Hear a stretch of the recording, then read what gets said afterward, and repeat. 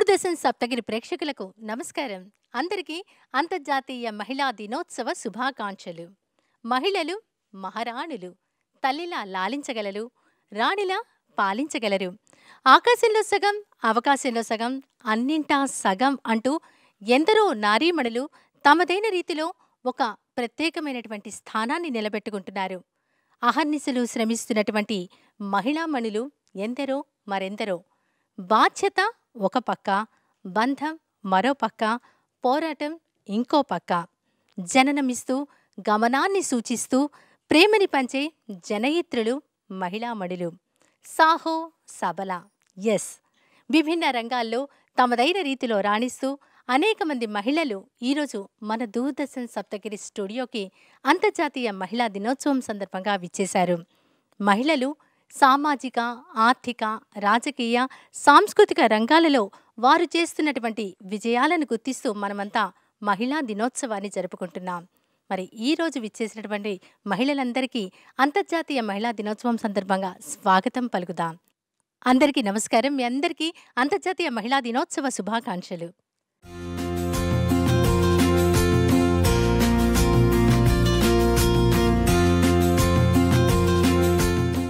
ముందుగా ఈనాటి మన విభిన్న రంగాల్లో రాణిస్తున్నటువంటి మహిళా మణులను పరిచయం చేసుకుందాం.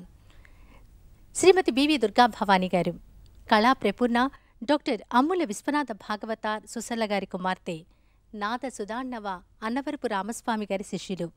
హైదరాబాద్ పొట్టి శ్రీరాములు తెలుగు విశ్వవిద్యాలయంలో అధ్యాపకురాలిగా పనిచేసి గత 28 సంవత్సరాలుగా ఆకాశవాణిలో నిలయ విద్వాంసులుగా ఉన్నారు బివి దుర్గా భవానీ గారు. వయలిన్లో ఏ గ్రేడ్, గాత్ర సంగీతంలో బి హైగ్రేడ్, భక్తి సంగీతంలో బి హైగ్రేడ్ కళాకారులు. ఎంతోమంది ప్రముఖ విద్వాంసులకు వయలిన్ వాద్య సహకారం అందిస్తున్నారు. దేశ విదేశాలలో అనేక ప్రదర్శనలు చేశారు.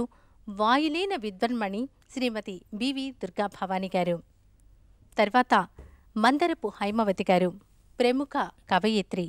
సూర్యుడు తప్పిపోయాడు, నిషిద్ధాక్షరి, నీలి గోరింట లాంటి కవితా సంపుటాలు, రాతి చెయ్యి లాంటి దీర్ఘ కవితలు ప్రచురించారు మందరపు హైమవతి గారు. ముద్ర, వెంటాడే కలలు, అహల్య ఇలా ఎన్నో కవితా సంకలనాలు చేశారు.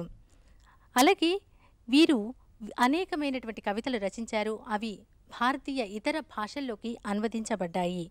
Doctor C Narayana Reddy award, Krishnasastri award లాంటి ఎన్నో అవార్డులను, రివార్డులను, పురస్కారాలను అందుకున్నారు ప్రముఖ కవయిత్రి మందరపు హైమవతి గారు. తర్వాత డాక్టర్ షర్మిరా పర్వీన్ గారు. వీరు హిందీ, సైకాలజీ, పొలిటికల్ సైన్సెస్లో ఎంఏ, ఎంఏడి, ఎంఫిల్, పిహెచ్డి చేశారు. ఒక టీచర్గా విద్యార్థులకు మార్గనిర్దేశం చేసి లెక్చరర్గా కాలేజీలో వర్క్ చేస్తూ షర్మిల గారు హిందీ కాలేజ్కి ప్రిన్సిపల్గా ఉన్నారు.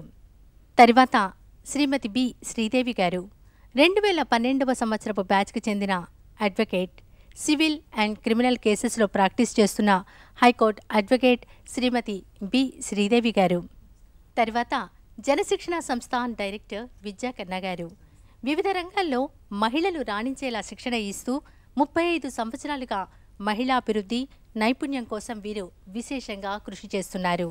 వృత్తి శిక్షణను నేర్పిస్తూ మహిళలు తమ ఉపాధిని తాము పొందుతూ మహిళా పారిశ్రామికవేత్తలుగా మలుస్తున్నారు విద్యా కన్నా గారు. అంతేకాకుండా మహిళలు చేసినటువంటి ఉత్పత్తులను స్వయంగా వారే ప్రదర్శనలో ఉంచుకుని అమ్ముకునే విధంగా మహిళా ఉత్సవ లాంటివి అనేకం ఏర్పాటు చేసి అనేక మంది మహిళలను ప్రోత్సహిస్తున్నారు శ్రీమతి విద్యా కన్నా గారు.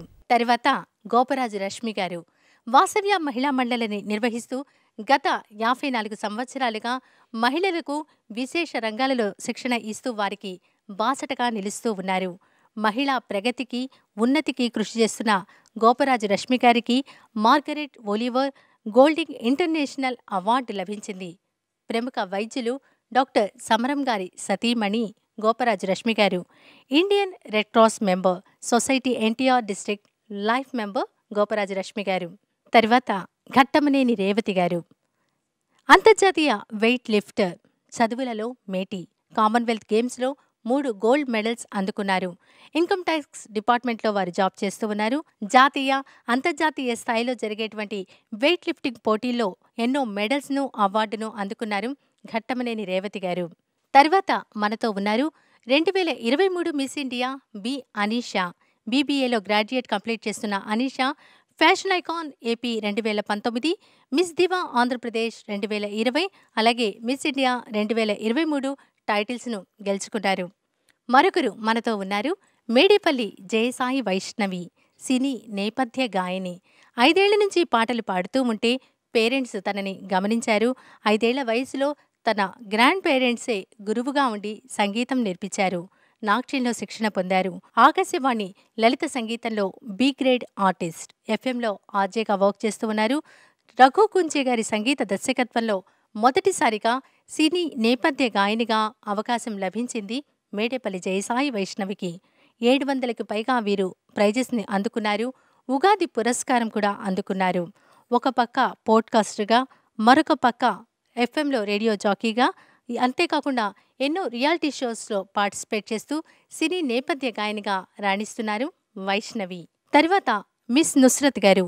విజయవాడ సెంట్రల్ రైల్వేలో వీరు పీఆర్ఓగా వర్క్ చేస్తూ ఉన్నారు. రైల్వేస్లో పీఆర్ఓగా వర్క్ చేస్తూ వివిధ అనుబంధ సంస్థలకు, మీడియాకు వారధిగా నిలుస్తున్నారు. అంతేకాకుండా రైల్వేలో వీరు చేస్తున్నటువంటి కార్యక్రమాలకు అవార్డులు, పలువురిచే ప్రశంసలు పొందారు. National award doctor CVN PRSA best public relations manager of the year 2021-2022 సంవత్సరానికి అందుకున్నారు మిస్ నుస్రత్ గారు. అలాగే ఈనాటి అంతర్జాతీయ మహిళా దినోత్సవం సందర్భంగా మనతో ఉన్నారు దూరదర్శన్ ప్రోగ్రామ్ హెడ్ అరుణ కుమారి గారు, అలాగే Doordarshan news director doctor Kondalarao గారు. అంతేకాకుండా అనేక మంది స్టూడెంట్స్ ప్రేక్షకులుగా ఈనాటి కార్యక్రమాన్ని వీక్షించడానికి మన దూరదర్శన్ సప్తగిరి స్టూడియోకి విచ్చేశారు. అందరికీ ఇదే మా స్వాగతం. అందరికీ నమస్కారం అండి. దుర్గాభవాని గారు, ముందుగా శాస్త్రీయ సంగీతం, భక్తి సంగీతం, అలాగే వయలిన్లో కూడా వాద్య సహకారం అందిస్తూ ఉన్నారు అనేక మంది సంగీత విద్వాంసులకు. సంగీతం గురించి ముందుగా మీ మాటలో, అలాగే సంగీతంలో రాణిస్తున్నటువంటి మహిళల గురించి చెప్తారా? తప్పకుండానండి. ముందుగా అందరికీ నమస్కారం. ఈరోజు అంతర్జాతీయ మహిళా దినోత్సవం సందర్భంగా మహిళలందరికీ కూడా శుభాకాంక్షలు. సంగీతం అంటే ఒక నాదం. ఈ విశ్వమంతా కూడా నాదంతో నిండి ఉంది. వేదాగమ శాస్త్ర పురాణాదోలకధారమైన నాదసోధర సంబిలను. సద్గురువర్యులు శ్రీ త్యాగరాజస్వామి వారు చెప్పారు, వేదాగమ శాస్త్ర పురాణాదులందు వాటి నుంచి వచ్చిన ఈ నాదం మనకి అందరం తెలుసు కదా, అందరికీ సామవేదం నుంచి సంగీతం వచ్చిందంటారు. సో వేదాల కంటే కూడా పూర్వం ఈ నాదంలోంచే ఈ వేదాలు కూడా వచ్చినాయి. వేదం నుంచి సంగీతం వచ్చింది. తర్వాత మీరు శాస్త్రీయ సంగీతం గురించి అడిగారు. శాస్త్రీయ సంగీతం అన్నిటికీ మూలం, అన్ని సంగీతాలకి మూలం. శాస్త్రీయ సంగీతంలో నుంచే భక్తి సంగీతం, కానీ శాస్త్రీయ సంగీతంలో కూడా భక్తి ఉంటుంది.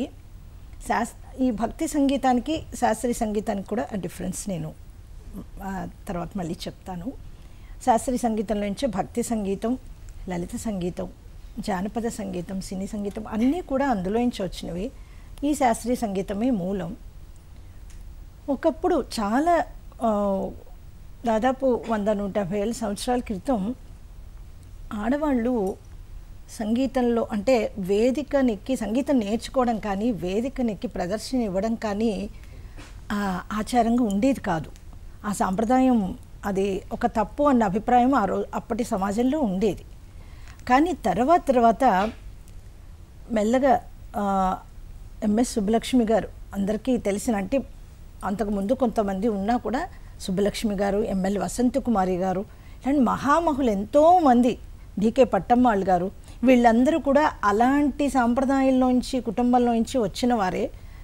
కాస్త ఒక అడుగు ముందుకు వేసి ప్రదర్శనలు ఇవ్వడం మొదలుపెట్టారు.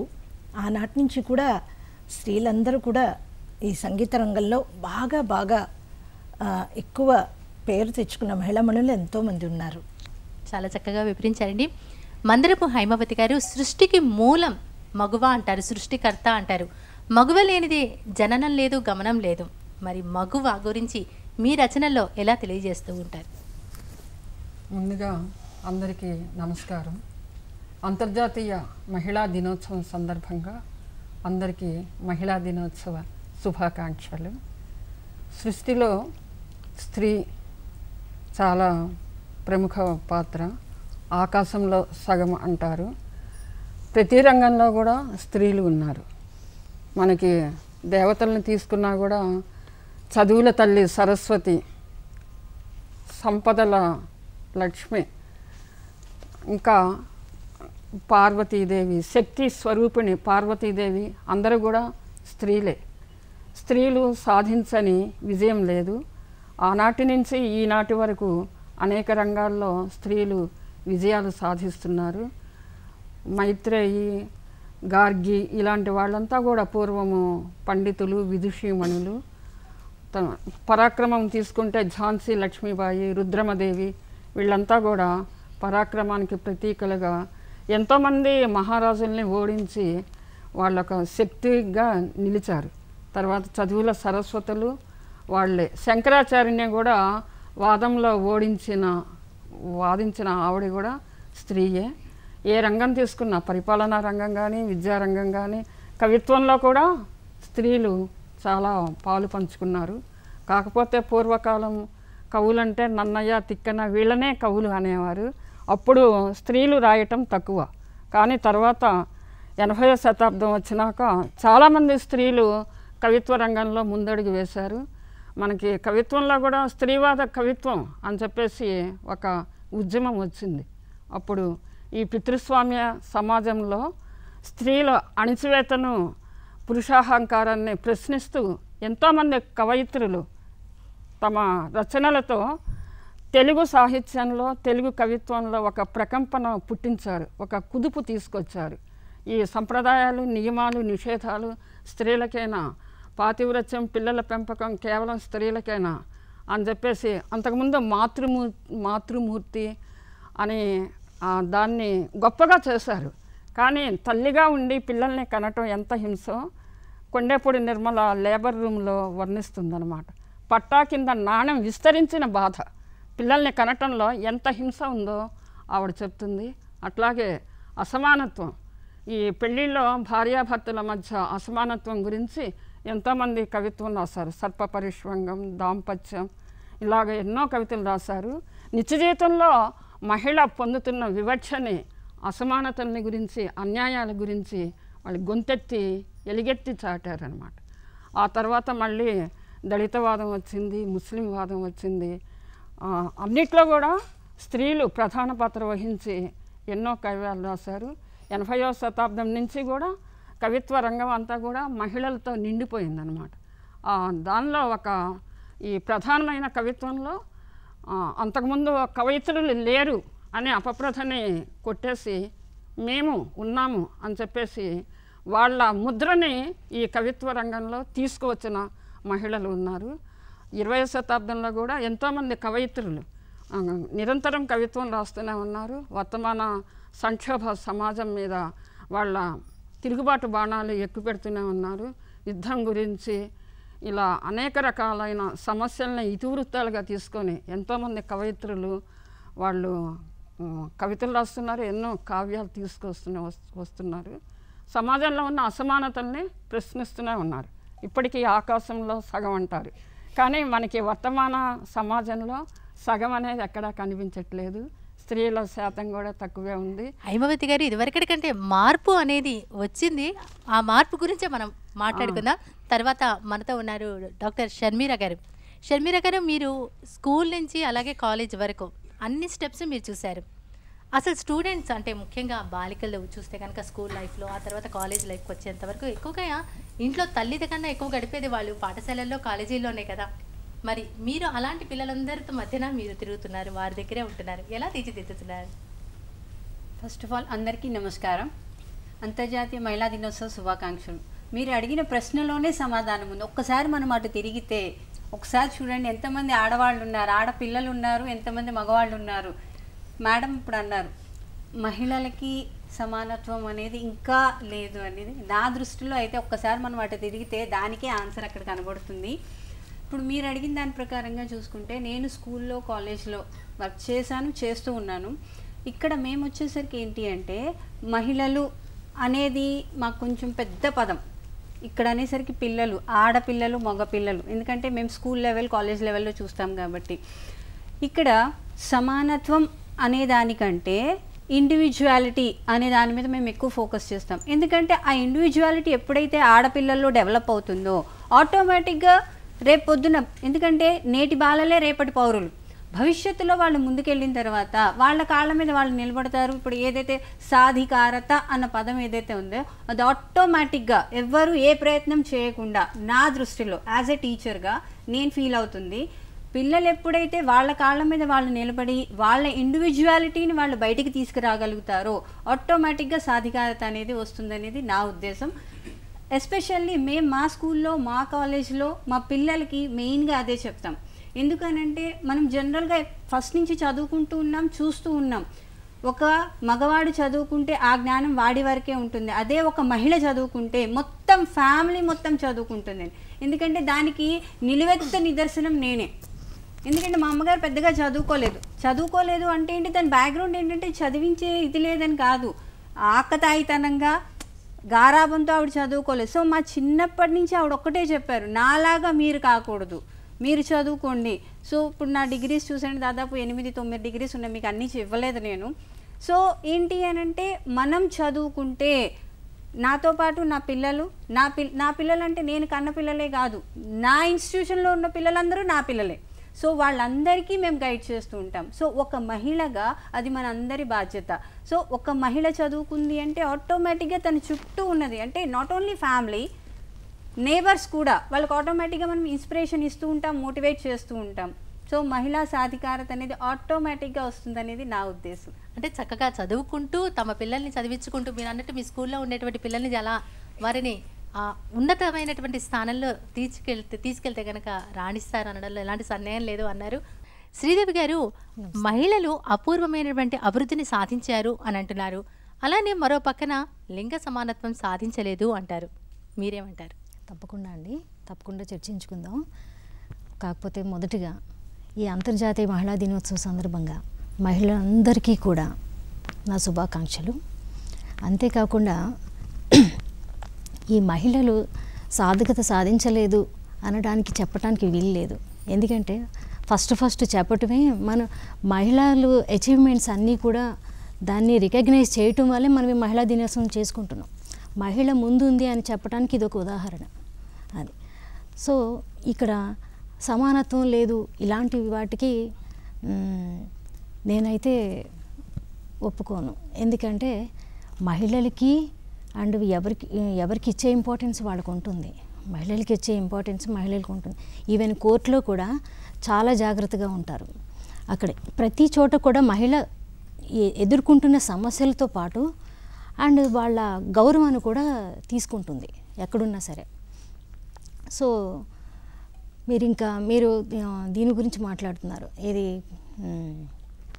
లింగ సమానత్వం గురించి. లింగ సమానత్వం అంటే ఇంకా ఇప్పుడిప్పుడే ట్రాన్స్జెండర్స్ కూడా వాళ్ళు మారుతూ వాళ్ళు మ్యారేజెస్ చేసుకుంటూ ఎన్నో రంగాల్లో వాళ్ళు కూడా ముందుంటున్నారు. సో దానికి కూడా మనం చెప్పలేము. ఎందుకంటే ఇప్పుడిప్పుడే అవేర్నెస్ అనేది ఉమెన్లో వస్తుంది. ఈ స్త్రీలో ఒకప్పుడులా కాదు, ఒకప్పుడులా స్త్రీ పక్కన ఉండాలి, తను వెనక్కి ఉండాలి అని ఎప్పుడు కూడా తను వెనక్కి పెడుతూ అట్లా చేస్తుండే ఇలాంటి సమాజం కాదు ఇప్పుడు.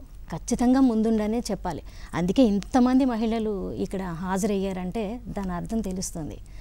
అది సో నీకు న్యాయ వ్యవస్థలో కూడా మహిళలకు కూడా చాలా ఉన్నతమైన స్థానం ఉందని చెప్తాము. ఈ న్యాయస్థానాల్లో కూడా తనకి దక్కే గౌరవం తనకి ఉంటుంది ఎప్పుడు కూడా. అంటే అన్ని రంగాలతో పాటు సముచితమైనటువంటి గౌరవం మహిళలకు దక్కుతోంది అని మీరు అన్నారు. అలాగే మనతో ఇప్పుడు ఉన్నారు జనశిక్షణ సంస్థ డైరెక్టర్ విద్యాకర్ణ గారు. మీరు అనేక మంది మహిళలకు వృత్తి విద్యలో శిక్షణ ఇస్తూ వారి కాళ్ళ మీద వారు నిలబడేలా చేస్తూ ఉన్నారు. అసలు ఈ జనశిక్షణ సంస్థను ఎప్పుడు స్థాపించారు? మీరు చేస్తున్నటువంటి కార్యక్రమాల గురించి చెప్తారా? అందరికీ నమస్కారం అండి. అంతర్జాతీయ మహిళా దినోత్సవం సందర్భంగా మహిళలందరికీ కూడా నా శుభాకాంక్షలు. మేము స్వయం ఉపాధి కల్పించే ఉద్దేశంతో మా కార్యక్రమాలన్నీ ఉంటాయండి. దీనికి ముందుగా ఈ మహిళా సమానత్వం గురించి కూడా మనం మా కార్యక్రమాల్లో ఒక భాగంగా చేస్తాము. మేము జనశిక్షణ సంస్థ అంటే ఇప్పుడు మినిస్ట్రీ ఆఫ్ స్కిల్ డెవలప్మెంట్లో ఉందండి. దానిలో ఒక కార్యక్రమాల్లో భాగంగా మహిళలకు వృత్తి విద్యను ఇస్తాము. అంతకుముందు మినిస్ట్రీ ఆఫ్ హ్యూమన్ రిసోర్స్ డెవలప్మెంట్లో ఉండేది. అంటే కార్మికులకు కానివ్వండి, అతి తక్కువ చదువుకున్న వారికి డ్రాప్ అవుట్కి కావాల్సిన విధంగా వృత్తి విద్యా శిక్షణ ఇచ్చే సంస్థ అండి. అంటే అంతకుముందు సంపూర్ణ అక్షరాస్యత కార్యక్రమాలు ఉండేవి. ఆ కార్యక్రమాల్లో పాల్గొన్న అభ్యర్థులందరికీ కూడాను వృత్తి విద్యను ఇవ్వడానికని ఈ జనశిక్షణ సంస్థలని ఆబ్జెక్టివ్గా మార్చి అప్పటి నుంచి కూడా చాలా రకాల కార్యక్రమాలు అంటే తక్కువ చదువుకున్న వారికి ఇచ్చే సంస్థ అండి. అంటే మా ఉద్దేశం ఏంటంటే అన్ని సాధికారతలో ఆర్థిక సాధికారత చాలా ప్రాముఖ్యత. ఎందుకంటే మహిళ సమానత్వం గురించి మాట్లాడాలన్నా, మహిళ డిగ్నిటీ కానివ్వండి, మహిళ ఫ్రీడమ్, వీటన్నిటిని అచీవ్ చేయాలంటే తన కాళ్ళ మీద తను నిలబడాలి, తన కుటుంబాన్ని తను పోషించుకోవాలి, తన మాటకు విలువ రావాలి. అంటే కనుక తన సంపాదన చాలా ప్రాముఖ్యత. కానీ ఈ విషయంలో కూడా ఎక్కువ చదువుకున్నా తక్కువ చదువుకున్నా కానీ ఒక స్వయం ఉపాధి వల్ల ఏమవుతుంది అంటే తను నిలబడుతుంది, తన వెనకాల ఒక తరాన్ని కూడా ముందుకు తీసుకెళ్తుంది, అనేక మందికి ఉపాధి కలిగిస్తుంది.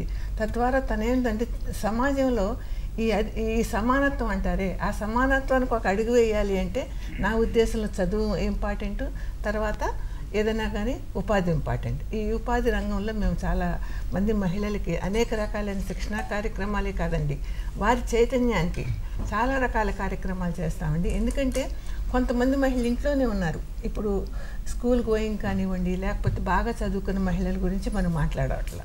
మన దేశంలో చాలామంది మహిళలు ఇప్పటికీ మన ఆర్థిక రంగం చూసినట్లయితే 17% మన జీడిపిలో మహిళల వంతు 17%. అంటే మనం చాలా వరకు ఆ రంగంలో ఎలా వెనకబడిపోయినామండి. దాన్ని అంటే కుటుంబంలో అందరూ సంపాదిస్తేనే ఆ కుటుంబం పరిపుష్టం అవుతుంది. దానికి కావాలంటే ఈ తక్కువ చదువుకున్న మహిళలను కూడా ఆర్థిక రంగం వైపు మనం చూపించాలి అంటే అందరికీ శిక్షణ కావాలండి. శిక్షణ తర్వాత ఎంటర్‌ప్రెన్యూర్‌షిప్ కావాలి. దాని తర్వాత ఒక ప్రోడక్ట్ తయారు చేయడానికి గ్రూపుల ద్వారా వచ్చే లోన్లన్నీ కూడా సద్వినియోగం చేసుకోవాలండి. దానికి మార్కెటింగ్ సౌకర్యాలు కల్పించాలి. ఆ ద్వారా తన డిగ్నిటీని పెంచడానికి మేము చాలా కృషి చేస్తున్నాం.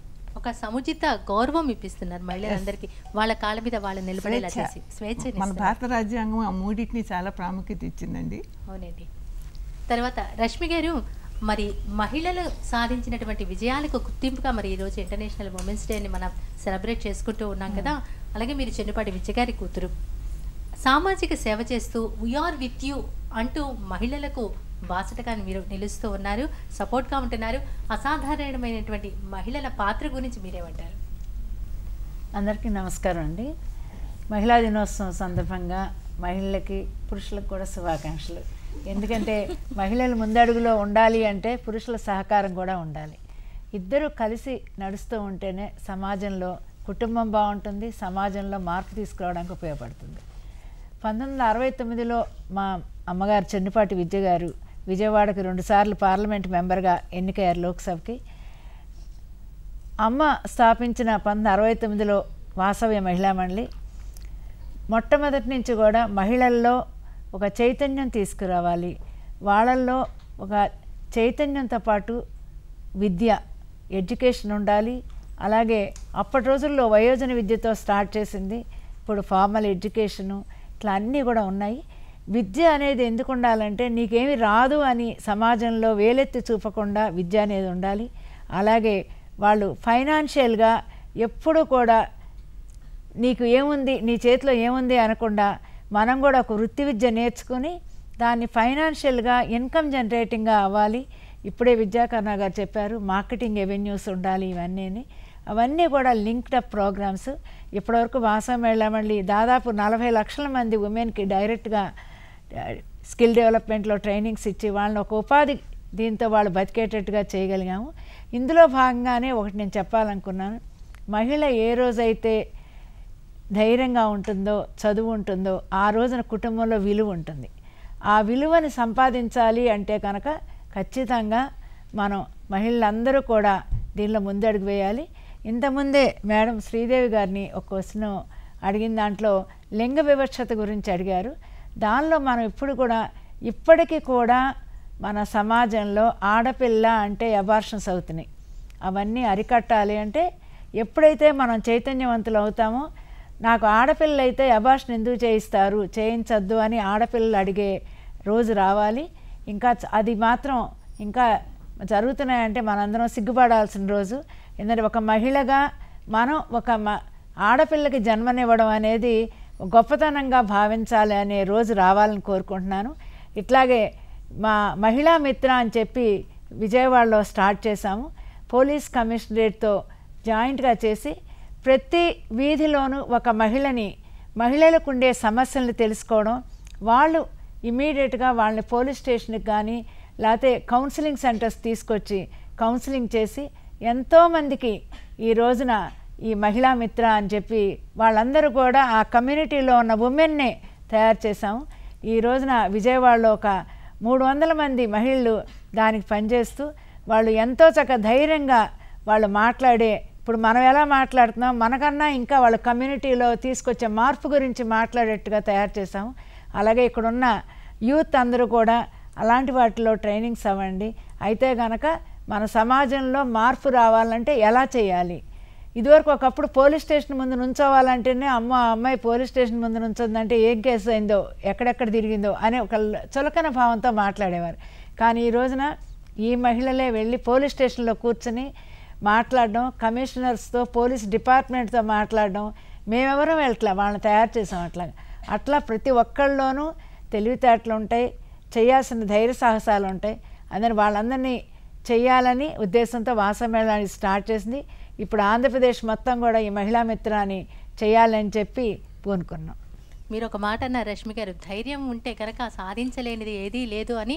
అలానే అదే ధైర్యంతో ఘట్టమనేని ఘటికురాలు మనతో ఉన్నారు. డెడికేషన్ పట్టుదల ఉంటే సాధించలేనిది ఏమీ లేదు అని నిరూపిస్తూ ఉన్నారు. నేషనల్ ఇంటర్నేషనల్ వెయిట్ లిఫ్టర్ మరి రేవతి గారు, ఎంతోమందికి మీరు నిజంగా చెప్పాలి అంటే కనుక ఒక రోల్ మోడల్. మరి అలాంటిది మీరు మీ ఇంటికి మీరే ఒక శక్తి. మీ బ్యాక్గ్రౌండ్ గురించి ముందుగా మాకు సప్తగిరి ప్రేక్షకులందరికీ నమస్కారం అండి. అదేవిధంగా అంతర్జాతీయ మహిళా దినోత్సవ శుభాకాంక్షలు. ఈరోజు మహిళా దినోత్సవం జరుపుకోవడానికి ఇంతమంది వచ్చారు. మహిళా దినోత్సవం జరుపుకుంటున్నాం, ఒక రోజు అనేది అలాట్ చేయటం, దాని గురించి ఇంతమంది మహిళా శక్తులు మహిళా మణులు గురించి మనం తెలుసుకుంటున్నాం. మీ ప్రేక్షకులతో పాటు నేను కూడా వీళ్ళందరి గురించి తెలుసుకోవడం చాలా ఆనందంగా ఉంది. మీరు ఇందాక చాలామంది టీచర్స్ వాళ్ళందరూ చెప్పారనమాట, సో ఉమెన్ ఎలా ఉంది ఏంటి అని. సో మేడం చెప్పినట్టు ఇంకా కొన్ని రంగాల్లో ఉమెన్ అనేది వెనకబడి ఉన్నమాట చాలా వాస్తవం అది. సో మనం ఒక డే జరుపుకుంటూ మనం ముందుకెళ్ళాం అని చెప్పి మనం చెప్పుకుంటున్నాం. అదేవిధంగా వెనకబడిన మన ఏదైతే వెనకబడి ఉన్నాం వాటిని కూడా ముందుకు తీసుకెళ్ళాలని కోరుకుంటున్నాను. అంతేవిధంగా ఇప్పుడు కంపేర్ చేస్తే కొన్ని ఇయర్స్తో కంపేర్ చేస్తే ఇప్పుడు ఇంటర్మీడియట్ రిజల్ట్ రాని బీటెక్ రిజల్ట్ రానివ్వండి, చాలామంది అంతకుముందు జనరేషన్తో ఏదైనా ఫస్ట్ ప్లేస్ మెన్కు ఉండేది, బాయ్స్ ఉండేది. సో బాయ్స్ ఇంత పర్సంటేజ్తో ఉన్నారు, ఇంత పర్సంటేజ్తో ఉన్నారు అని చెప్పేవాళ్ళు. ఇప్పుడు ప్రజెంట్ అయితే ఉమెన్ అమ్మాయిలే ఎక్కువ పర్సంటేజ్తో పాస్ అవుతున్నారు, అమ్మాయిల పర్సంటేజే ఎక్కువ ఉంటుంది, ఎడ్యుకేషన్ కూడా అమ్మాయిలే ఎక్కువ చదువుకుంటున్నారు. అదేవిధంగా స్పోర్ట్స్లో చూస్తే కూడా కంపేర్ టు ఒక అబ్బాయి ఒక నేషనల్ మెడల్ కొట్టాలంటే 6 years పడుతుంది, అదే అమ్మాయికి అయితే 3 yearsలో కొట్టగలుగుతున్నారు. అంత స్ట్రాంగ్గా తయారవుతున్నారు ఉమెన్ కూడా. అదేవిధంగా మేము ఒక తెనాల్లో ఒక అకాడమీ కూడా స్టార్ట్ చేశాము. వాళ్ళకి మేము చాలామంది అమ్మాయిలకి ఫ్రీ ట్రైనింగ్ ఇస్తున్నాను. వెయిట్ లిఫ్టింగ్ అండ్ పవర్ లిఫ్టింగ్లో ట్రైనింగ్ ఇస్తున్నాము. చాలామంది అమ్మాయిలు ఇంట్రెస్ట్గా ఉన్నారు. వాళ్ళు ఒక 3 yearsలో వాళ్ళు కూడా నేషనల్కి రీచ్ అయ్యారు. చాలామందిని ఇంటర్నేషనల్కి వెళ్ళాలని కోరుకుంటున్నాను. ఒక ఉమెన్ అలా వెళ్తేనే చాలామందికి చెప్పారు, ఒక చదువుకుంటేనే ఎలా ఉండిద్దో అలా స్పోర్ట్స్ ఫీల్డ్లో కూడా అంతే. నెక్స్ట్ జనరేషన్కి కూడా ఈ ఏదైతే స్పోర్ట్స్లో స్ట్రగుల్స్ ఉంటాయో ఆ స్ట్రగుల్స్ లేకుండా ఉండాలని ఒక అకాడమీని స్థాపించాను ఆల్రెడీ తెనాల్లో. ఇంకా విజయవాడలో కూడా అనుకుంటున్నాను. మీరు అందరి సహకారం అలా ఉంటే విజయవాడలో కూడా స్థాపిస్తాము. త్వరలో ఎంతోమందిని ఇక్కడ తయారు చేస్తారనమాట. చాలా సంతోషం అండి. ముందుగా అభినందనలు.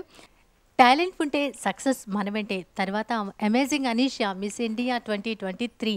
అనీషా, మరి ఈ ఫ్యాషన్ ఫీల్డ్ మోడలింగ్కి వెళ్ళాలి అంటే కనుక జనరల్గా చాలామందికి ఇష్టం ఉండదు. మరి మీరు వెళ్ళడమే కాకుండా అవార్డుతో వెనక్కి వచ్చారు. ఎంతోమందికి ఒక రోల్ మోడల్‌గా ఉంటున్నారు. దీని వెనక అసలు ప్రధాన కారణం ఏంటి? మోడలింగ్ వైపు వెళ్ళాలని ఎలా అనిపించింది మీకు? ఎవరి సపోర్ట్ ఉంది? అందరికీ నమస్తే అండి. అండ్ ముందుగా అందరికీ వెరీ హ్యాపీ ఉమెన్స్ డే. నేను మోడలింగ్లోకి నా స్కూలింగ్ అయ్యాక స్టార్ట్ చేశాను నా మోడలింగ్ కెరియర్ అనేది. అండ్ అది అనుకోకుండా I wanted to engage in to some activities. So I chose modelling because నాకు ఆల్రెడీ కొంత ఎక్స్పీరియన్స్ ఉంది కాబట్టి I wanted to do modelling. అలా నాకు I started appearing for pageants. And as మీకు తెలిసినట్టుగానే 2019లో ఫ్యాషన్ ఐకాన్ అయ్యాను. 2020లో మిస్ డివా అవార్డు వచ్చింది. And now in 2023 I was title as miss India.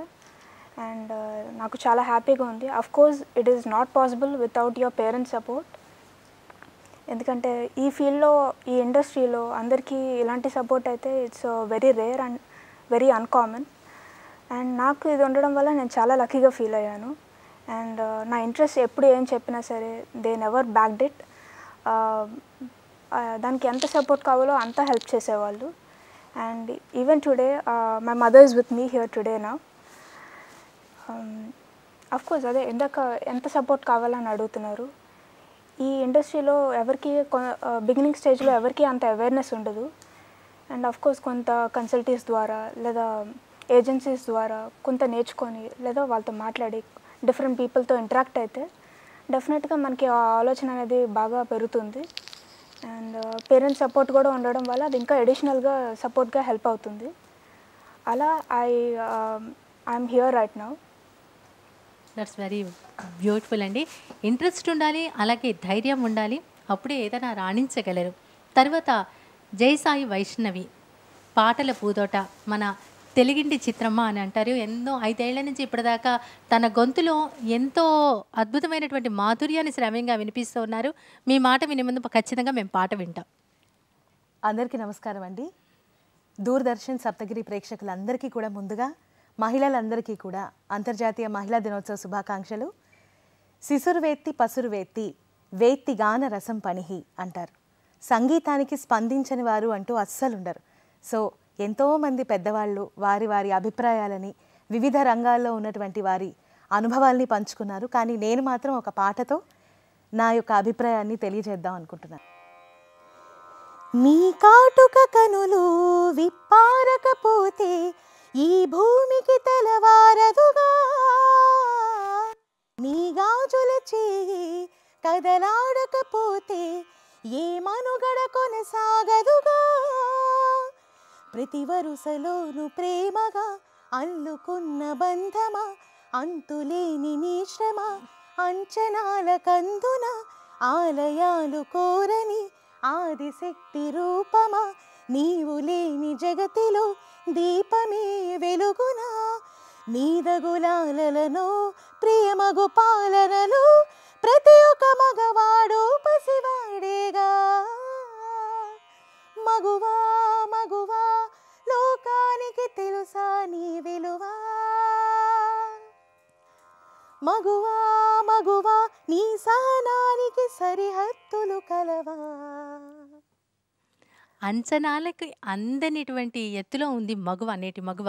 మరి మీ గురించి, మీ బ్యాక్గ్రౌండ్ గురించి? మాదంతా కూడా సంగీత కుటుంబం అండి. సో మా నాన్నగారు మంచి పర్కషనిస్ట్, అలాగే మా తాతగారు అయినటువంటి జీవి భరద్వాజ్ గారు ఆయన సంగీత విద్వాంసులు అండ్ అలాగే వీణా ఆర్టిస్ట్. మా అమ్మమ్మ గారు జి సుధా భరద్వాజ్ గారు ఆల్ ఇండియా రేడియోలో ఆవిడ ఆర్టిస్ట్గా వర్క్ చేసేవారు. సో అలా నాకు సంగీతం అబ్బింది. ఇలా అమ్మ తరఫు నుంచి శృతి అయితే నాన్నగారి తరఫు నుంచి లయ. సో శృతి లయ సంగీతానికి మాతా పితలు అంటారు.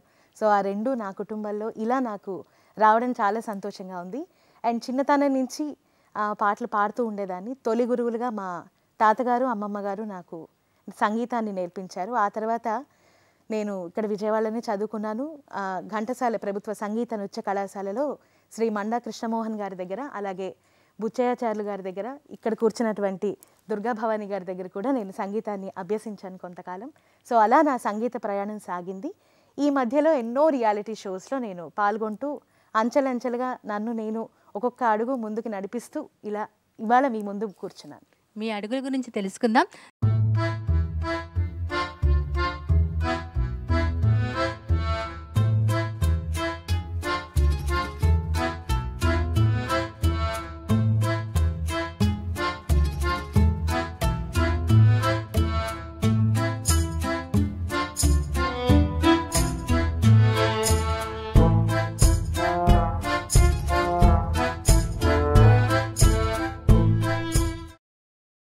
మనతో ఉన్నారు నుస్రత్ గారు. నుస్రత్ గారు రైల్వేలో పిఆర్ఓగా వర్క్ చేస్తూ ఉన్నారు, మీడియాకి దగ్గరగా ఉంటున్నారు. రైల్వేలో మహిళల గురించి మీరేమంటారు? అందరికీ నమస్కారం. Happy women's day to all. Indian రైల్వేస్లో చాలామంది డిపార్ట్మెంట్స్ ఉన్నాయి. Lot of people don't know we have around 17 departments. ఇంజనీరింగ్లో civil, mechanical, electrical, all types of engineerings are there. Medical is there. Then we have administration, we have RPF security, there is a safety, and there is general administration. Plus there is commercial and operating department, which most of all know because of the train running. So ఇది మొత్తంలో చాలామంది ladies work చేస్తున్నారు. ఇప్పుడు విజయవాడ డివిజన్లో almost 18,500 employees ఉంటాయి. అదిలో 10% are women, and this number is growing as women are joining forces in all the very safety departments. Was a very fearful department ముందు, because people felt ki there will be work which is 24/7 because railways runs 24/7. So ippudu assistant loco pilots, safety inspectors, there is a bogie shop wherein the bogie is taken care of, a train bogie is taken care of, which is completely run by women, 35 women altogether.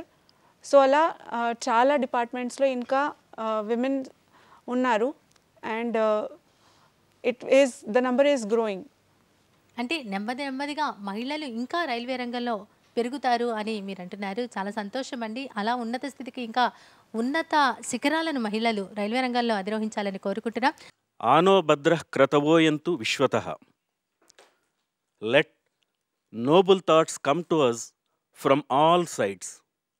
ముందుగా మనం చేసే ఆలోచన, మనకు వచ్చే ఆలోచనలు కూడా సమ్యగ్గా మంచిగా ఉన్నప్పుడు ఏ సమాజమైనా ఏ సంఘమైనా ముందుకు వెళ్తుంది. ఇది ఎందుకు చెప్తున్నానంటే, లింగ వివక్షకు సంబంధించి, మహిళాభ్యున్నతికి సంబంధించిన అంశాలని ఈరోజు ఈ అంతర్జాతీయ మహిళా దినోత్సవం రోజున మనం చర్చించుకుంటున్నాం. కాబట్టి అసలు గర్భస్థ శిశువు గర్భం నుంచి అసలు భూమి మీద పడాలి కదా. దానికోసం ప్రభుత్వాలు ఎప్పటికే గర్భస్థ లింగ నిర్ధారణ నిషేధ చట్టం, PCPNDT యాక్ట్ అని అంటాం, అది చాలా చక్కగా మండల స్థాయిలో, జిల్లా స్థాయిలో, గ్రామ స్థాయిలో కూడా అమలు జరుగుతూ ఉంది. కానీ సమాజంలో ఇంకా చాలా చోట్ల మాకు అబ్బాయే పుట్టాలి, అబ్బాయే కావాలి అనే అనూహ్యమైన, అనవసరమైన భేదాన్ని కానీ, అనవసరమైన ప్రాధాన్యత కానీ అబ్బాయిలకు ఇవ్వటం వల్ల ఈ పరిస్థితి ఉన్నట్టుగా మనం గమనిస్తున్నాం. మనం చూస్తున్నాం ఈరోజు చాలామంది మహిళామణులు వివిధ రంగాల్లో విద్య, వైజ్ఞానిక, సాంకేతిక, క్రీడ, రచన, వైద్య, విజ్ఞాన, రోదసి, రాజకీయ, ఈ పలు రంగాల్లో, విభిన్నమైన రంగాల్లో ఆనాటి ఇందిరాగాంధీ నుంచి ఈనాటి కోనేరి హంపి వరకు ఎంతోమంది అన్ని రంగాల్లో సుశిక్షితులై భావి భారత దేశానికే కాదు ప్రపంచానికే వీళ్ళంతా వెలుగు దివ్వెలుగా ముందడుగు వేస్తున్న సందర్భంలో ఇంకా అబ్బాయే కావాలి, అమ్మాయి కాదు, ఆడపిల్ల ఈడపిల్ల కాదు, ఇలాంటి న్యూనతాభావాలని పక్కన పెట్టి చదువు విజ్ఞానాన్ని ఇస్తుంది, ఇంటికి దీపం ఇల్లాలన్నారు. అంటే ఒక మహిళ ఇంట్లో చదువుకుంటే ఆ ఇంటికే కాదు ఆ చుట్టుపక్కల కూడా ఆ యొక్క వెలుగులు ప్రసరించబడతాయి అని చెప్పడంలో ఏమాత్రం సందేహం లేదు. ఆ దిశగా ఆకాశంలో సగం అన్నారు. నాకు తెలుసుండి ఆకాశంలో సగం ఏంటి, సగాన్ని ఎప్పుడో మించిపోయారని చెప్పడంలో కూడా ఏమాత్రం అతిశయోక్తి లేదు. ఇంతకుముందు వక్తలు ప్రస్తావించినట్టుగా విశ్వవిద్యాలయాల్లో కానీ, ఐఐటీల్లో కానీ, ఇంటర్మీడియట్ తర్వాత ఎంసెట్ ఇతర ర్యాంకింగ్స్లో కానీ ఒకానొకప్పుడు అబ్బాయిలు మొదటి స్థానంలో ఉన్నారు, ఇంత పర్సంటేజ్ తోటి ఉన్నారు అని చెప్పుకునేవాళ్ళం. సుమారుగా గత 6, 7, 8 సంవత్సరాల నుంచి ప్రతి పరీక్షలోనూ లా సెట్, ఆ సెట్, ఈ సెట్, ఏ సెట్ అయినా తీసుకోండి, అమ్మాయిలే ముందుంటున్నారు. కాంపిటీషన్, ఓపెన్ కాంపిటీషన్లో కూడా ముందొస్తున్నారు. అందరికీ మరోసారి అంతర్జాతీయ మహిళా దినోత్సవ ఉత్సవ శుభాకాంక్షలు. డాక్టర్ కొండలరావు గారు చాలా చక్కగా విషయాలను తెలియజేశారండి. ధన్యవాదాలండి. తర్వాత మనతో ఉన్నారు దూరదర్శన్ ప్రోగ్రామ్ హెడ్ యాగంటి అరుణకుమారి గారు. మేడం గారిని అడిగి ఆవిడ ఈ స్థాయికి రావడానికి గల కారణం, అలాగే మహిళల గురించి అరుణకుమారి గారు ఏమంటారో వారి మాటలో విందాం. అంతర్జాతీయ మహిళా దినోత్సవ శుభాకాంక్షలు. భారతదేశ ప్రథమ పౌరులుగా ఒక మహిళ ఉండగా ఇంకా సాధించాల్సి ఉందా మహిళలు భారతదేశంలో అని మనం ఈరోజు అడగొచ్చు. కానీ అందరికీ అన్ని అవకాశాలు వస్తున్నాయా అంటే లేదని చెప్పాలి. ఇంకా ద్రౌపది ముర్ము గారు ఆ స్థానానికి రావడం వెనుక ఆవిడ చేసిన కృషి, ప్రోత్సాహాలు ఉండుండొచ్చు. కానీ ఇంకా ఎంతోమంది వెనకబడి పల్లెటూళ్ళల్లోనూ లేకపోతే చాలా మారుమూల ప్రాంతాల్లో కూడా అవకాశాలు అందిపుచ్చుకోలేని మహిళలు ఉన్నారు. మనము అలాంటివన్నీ కూడాను కనీసం వారికి కావలసిన విద్య, వారికి వారు సంపాదించుకోగలిగిన ఆర్థిక స్వావలంబన ఇచ్చినప్పుడు మాత్రమే మనం కొంత అవకాశాన్ని అందిపుచ్చుకున్నాము, లేదా కొంత అభివృద్ధి పదంలో నడుస్తున్నామని మనం చెప్పుకోవచ్చు. అయితే ఇంకా కూడా సాధించిన మహిళలు అంటే అన్ని రంగాల్లో కూడా ఇప్పుడు మనకి వేదిక మీద అందరూ దాదాపు ఎంతో కొంత సాధించి మిగతా వాళ్ళకు కూడా రోల్ మోడల్స్గా ఉన్నవారే ఉన్నారు. వీరందరూ కూడా ఆ స్థానానికి రావడానికి మరి ఎంత కృషి చేసి ఉంటారు? అలాగే వారి కుటుంబాల నుంచి ఎంత ప్రోత్సాహం వచ్చి ఉంటుంది? అలా ప్రోత్సాహం లేని కుటుంబాలలో ఏం చేయాలి అంటే, సాధించాలి అన్న కోరిక ఉన్న కుటుంబం నుంచి కానీ, భర్త నుంచి కానీ అలాంటి లేని వాళ్ళ పరిస్థితి ఏమిటి? ఇలాంటివన్నీ కూడా మనం కొంచెం ఆలోచించాలి. అలాగే ఒక మహిళ అంటే స్వాతంత్రం అంటే ఏంటి? ఆర్థిక స్వాతంత్రం, సామాజిక స్వాతంత్రం, ఇలా అన్ని రకాల స్వాతంత్రం. తన అభిప్రాయాలు స్వేచ్ఛగా చెప్పుకోగలటమే కాదు, తనని ఆ అభిప్రాయాలు అమలు చేయగట్టంలో ఎంతవరకు తనకి సాధన ఉంది, ఎంతవరకు చేయగలుగుతోంది, ఇవన్నీ కూడా మనకి ఇవాళ ఉన్న ప్రశ్నలు కూడా ఉన్నాయి. సాధించామా అంటే సాధించాం, సాధించలేదని చెప్పడానికి లేదు. కానీ ఇంకా సాధించవలసింది కూడా చాలా ఉన్నది. అలాగే రష్మి మేడం గారు అన్నారు పురుషుల ఇది కూడా అనేసి, అది చాలా అవసరం కూడాను. ఎందుకంటే మహిళలు ఒక్కళ్ళు ముందుకు వెళ్ళడానికి లేదు, పురుషులు ఒక్కళ్ళు ముందుకు వెళ్ళడానికి లేదు. ఇద్దరూ కలిసి నడిచినప్పుడే, ఒక అవగాహనతో ఉన్నప్పుడు మాత్రమే ఆ డిస్టర్బెన్స్ లేకుండా అభివృద్ధి అనేది సాధ్యమవుతుంది. మేము మాకు స్వేచ్ఛ ఉంది, మాకు స్వాతంత్రం ఉంది అనేసి వీళ్ళు అన్నప్పుడు, అది యాక్సెప్ట్ చేయనప్పుడు, పురుషుల మైండ్ సెట్లో మార్పు రానప్పుడు అది తప్పకుండా కుటుంబంలో కలహాలకు దారితీస్తుంది. కుటుంబ కలహాలు అనేవి మళ్ళీ పిల్లల మైండ్ సెట్ని ఇది చేస్తాయి. అలాంటప్పుడు ఎంతవరకు ఇదవుతుంది మన సమాజం?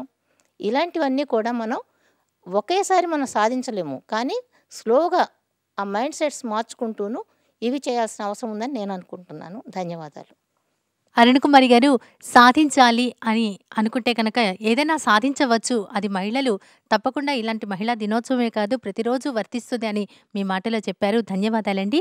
తర్వాత ప్రేక్షకుల మహిళలు చాలామంది ఉన్నారు. వారు ఏమని ఈనాటి మన విభిన్న రంగాల్లో నిష్ణాతులైనటువంటి మహిళలను అడిగే ప్రశ్నలు ఏమిటో అవి వారి మాటలోనే విందాం. రష్మి గారు నమస్కారం. మహిళలు ఆకాశమే హద్దురా అన్నట్లు దూసుకెళ్తున్నారు. మహిళా సాధికారత గురించి మీ మాటల్లో మీరేమంటారు?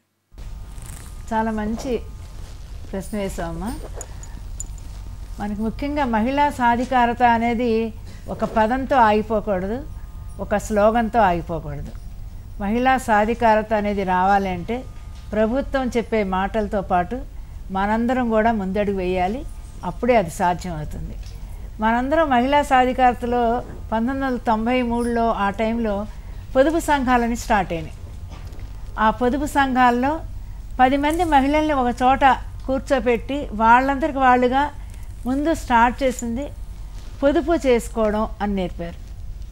పొదుపు చేసుకుని ఈ రోజున మన ఆంధ్రప్రదేశ్లో ఈ పొదుపు సంఘాలు చేసే పొదుపు ఎంతో చక్కగా నడుస్తోంది. కానీ ఈ పొదుపు సంఘాల దాంట్లో ఇంకా సాధికారత సాధించాలి అంటే ఏంటంటే పొదుపు వరకే ఆగిపోతున్నారు. అలా కాకుండా దీన్ని వాళ్ళందరూ ఒక ఉత్పాదిగా, ఒక లైవ్లీహుడ్స్, ఒక ట్రైనింగ్ అవ్వాలి, వాళ్ళందరూ కలిసి ఏదైనా సాధించాలి. ఇప్పటికే కొన్ని జిల్లాల్లో, కడప, కొన్ని చోట్ల వాళ్ళు ఉమెన్ అందరూ కలిసి కొన్ని ప్రోడక్ట్స్ తయారు చేసి ఎక్స్పోర్ట్ కూడా చేస్తున్నారు.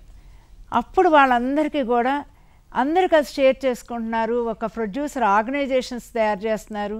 ఇవన్నీ చేయడానికి గవర్నమెంట్లో స్కీమ్స్ చాలా ఉన్నాయి, కానీ దీన్నన్నీ అమలు చేసుకోవాల్సింది మనమే, మహిళలే. అందుకని మహిళలు మనలో అభ్యుదయం ఎంత గురించి చెప్తున్నామో, ఉత్పాది వైపు కూడా ఒక స్కిల్ నేర్చుకోవడం, అందరూ కలిసి చేయడం, పొదుపు అనే దానివల్ల కలిసికట్టుగా ఉండడం ఒకటి అలవాటైంది. ఇప్పుడు మనందరం కలిసి ఏం చేయాలంటే ఒక ప్రొడక్షన్ యూనిట్ పెట్టుకోవాలి, దానిలో మనందరం ట్రైనింగ్ అవ్వాలి. ఇందాక విద్యాకన్నా గారు చెప్పారు, మార్కెటింగ్ కూడా చాలా ఉపయోగం కావాలి. ఎందుకని ప్రోడక్ట్ తయారు చేయడమే కాదు, దాన్ని ఎలా అమ్మాలి, ఎక్కడ అమ్మాలి, ఎవరు సహకారం కావాలి, ఇవన్నీ కూడా చాలా అవసరం. ఇవన్నీ వచ్చిన రోజున మహిళా సాధికారత అనేది ఆ పెద్ద పదానికి మనందరం ఒక విలువను తీసుకుని వచ్చిన వాళ్ళు అవుతాం. ఇక్కడున్న ఇప్పటి రోజుల్లో మన గవర్నమెంట్ కొత్తగా మీకు మీరుగా తయారు చేయండి అని స్టూడెంట్స్కి కూడా చెప్తున్నారు కదా. అట్లా మీ అందరు కూడా ఆలోచించండి. ఇంజనీరింగ్ కాలేజ్ స్టూడెంట్స్ కొన్ని కిట్స్ తయారు చేస్తున్నారు, అవన్నీ కూడా చాలా చక్కగా మంచి అంటే ఒక పెద్ద ప్రోడక్ట్ని తయారు చేయడానికి మనం ఒక ఫౌండేషన్ వేసిన వాళ్ళం కూడా అవుతున్నాము. అట్లా మీ అందరి యూత్ అందరూ కూడా దీనిలో చదువుతో పాటు ఇది కూడా ట్రైనింగ్ అవ్వండి. మీ అందరికీ టాలెంట్స్ ఉన్నాయి. మీ అందరికీ నేను కోరేది ఏంటంటే మహిళలు ఎందులో తక్కువ కాదు.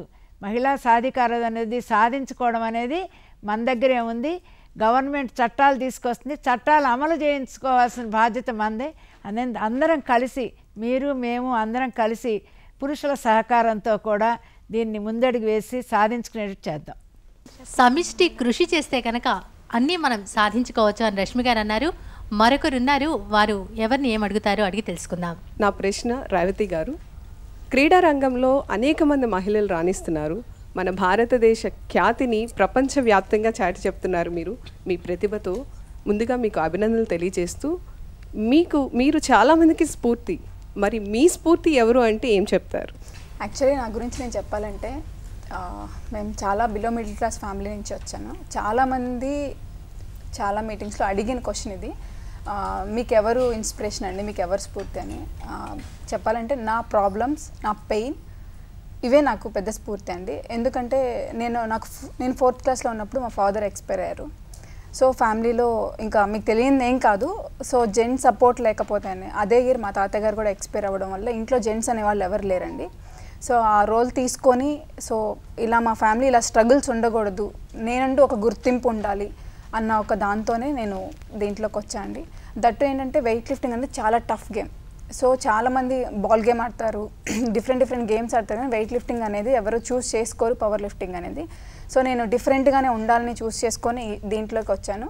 నేను చాలా స్ట్రగుల్స్ కూడా ఫేస్ చేశాను. ఏంటి ఒక అమ్మాయి చేసిద్దా, ఇది చేస్తారా, అది చేస్తారా అని చెప్పి చాలామంది చాలా మాట్లాడిగారు. సో వాళ్ళందరికీ ఒక బెస్ట్ ఎగ్జాంపుల్ ఇవ్వాలని చెప్పి ఇలా దట్టు ఏంటో ఒక గోల్ పెట్టుకున్నాను నేను. అంటే ఒక నేషనల్ పార్టిసిపేట్ చేసి ఆగటం కాదు, అలా కాదని ఒక కామన్వెల్త్ మెడల్ కొట్టాలి అని చెప్పి డే 1 ఏ రోజైతే నేను జిమ్లో అడుగుపెట్టిన రోజు అనుకున్నాను, కామన్వెల్త్ మెడల్ కొట్టాను. అదేవిధంగా ఇన్కమ్ ట్యాక్స్ డిపార్ట్మెంట్లో స్పోర్ట్స్ కోటాలోనే జాబ్ వచ్చింది. చాలా ప్రౌడ్గా ఈరోజు చెప్పుకోగలుగుతున్నాను. 1000 మెంబర్స్ అప్లై చేస్తే నాకు ఒక్కదానికి పోస్ట్ వచ్చింది, ఒక పోస్ట్. సో అలా దీంట్లోకి వచ్చాను. అదేవిధంగా నాతోనే ఇది ఆగిపోకుండా నెక్స్ట్ జనరేషన్కి కూడా ఇవ్వాలి అన్న ఒక కాన్సెప్ట్ అనమాట. నేను చాలామంది ఉమెన్స్ అనమాట చాలా ఇన్స్పిరేషన్ చెప్తున్నాను, స్పీచ్ ఇస్తున్నాను. చాలామంది ఉమెన్స్ రండి, నేను సపోర్ట్ చేస్తాను. ఓకే మీరు విజయవాడలో ఉన్నారా, సో నాకు ఇక్కడ విజయవాడలో ఛానల్ ఉంది, వేరే డిస్ట్రిక్ట్స్లో ఉన్నారా, అక్కడ కూడా నాకు చాలామంది ప్లేయర్స్ తెలిసిన వాళ్ళు. అలా స్పోర్ట్స్తో ముందుకెళ్దాము. నేను పడిన స్ట్రగుల్స్ మీరు పడకుండా, సో మంచి ప్లాట్ఫామ్ ఇవ్వాలని ఒక దాంతోనే నేను ముందుకెళ్తాను. చాలామంది నేను క్వశ్చన్ చేశారు కూడా, చక్కగా డిపార్ట్మెంట్లో జాబ్ వచ్చింది కదా, మీరు రిలాక్స్ అవ్వచ్చు కదా, ఎందుకు ఇలాంటి అని. సో నేను చేసేటప్పుడు ఏదైతే ఉండకూడదు అనుకుని ముందుకు వచ్చానో అదేవిధంగా మీకు చెయ్యాలన్న కాన్సెప్ట్తో ముందుకెళ్తున్నానండి. అదే సపోర్ట్ కూడా జరుగుతుంది. అప్పుడు ఎవరు సపోర్ట్ చేసేవాళ్ళు కాదు. నేను చేసేటప్పుడు మీకు ఎందుకమ్మా అవసరమా, ఇంత స్ట్రగుల్ ఏంటి అని చెప్పి చాలా స్ట్రగుల్. అంటే నేను ప్రాక్టీస్ చేసేదానికి మా హౌస్కి దగ్గర 10 కిలోమీటర్ డిస్టెన్స్ ఉండేది.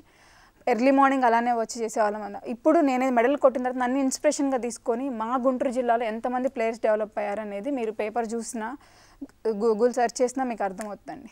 ప్రతి కష్టం వెనుక ఒక విజయం ఉంటుంది. అలాగే క్రీడా రంగంలో కనుక అనేక మంది మహిళలు ముందుకు వస్తే కనుక ఉపాధి తప్పనిసరిగా ఉంటుంది అంటున్నారు ఘట్టమనేని రేవతి గారు. మరొకరు సిద్ధంగా ఉన్నారు ప్రశ్నతో. నా పేరు సింధు భార్గవి. అడ్వకేట్ శ్రీదేవి గారు, చట్టసభలలో మహిళల పాత్రల గురించి మీరేమంటారు? చట్టపరంగా చట్టాలు ఎట్లాంటి చట్టాలు ఉన్నాయి, మన ప్రొటెక్షన్స్ ఎట్లా ఉన్నాయి, మన సెక్యూరిటీస్ ఎట్లా ఉన్నాయి అనే విధంగా ఆలోచిస్తూ చట్టాన్నిగా ప్రతి ఒక్కరు కూడా స్టడీ చేయాలి. చేస్తూ వాళ్ళ యొక్క సెక్యూరిటీ వాళ్ళే చూసుకోవాలి. అంటే మేడం అన్నారు అరుణ గారు ఇందాక, అంటే మహిళ ఇంకా ముందుకు వెళ్ళాలి, ఇంకా వెళ్ళాల్సింది ఉంది, ఇంకా చెయ్యాలి అని అంటున్నారు. బట్ చెయ్యాలి, దాని వెనక కూడా సపోర్ట్, సెక్యూరిటీ, సేఫ్ అనేది కూడా చాలా పాత్ర వహిస్తూ ఉంటాయి దాని వెనకాతల.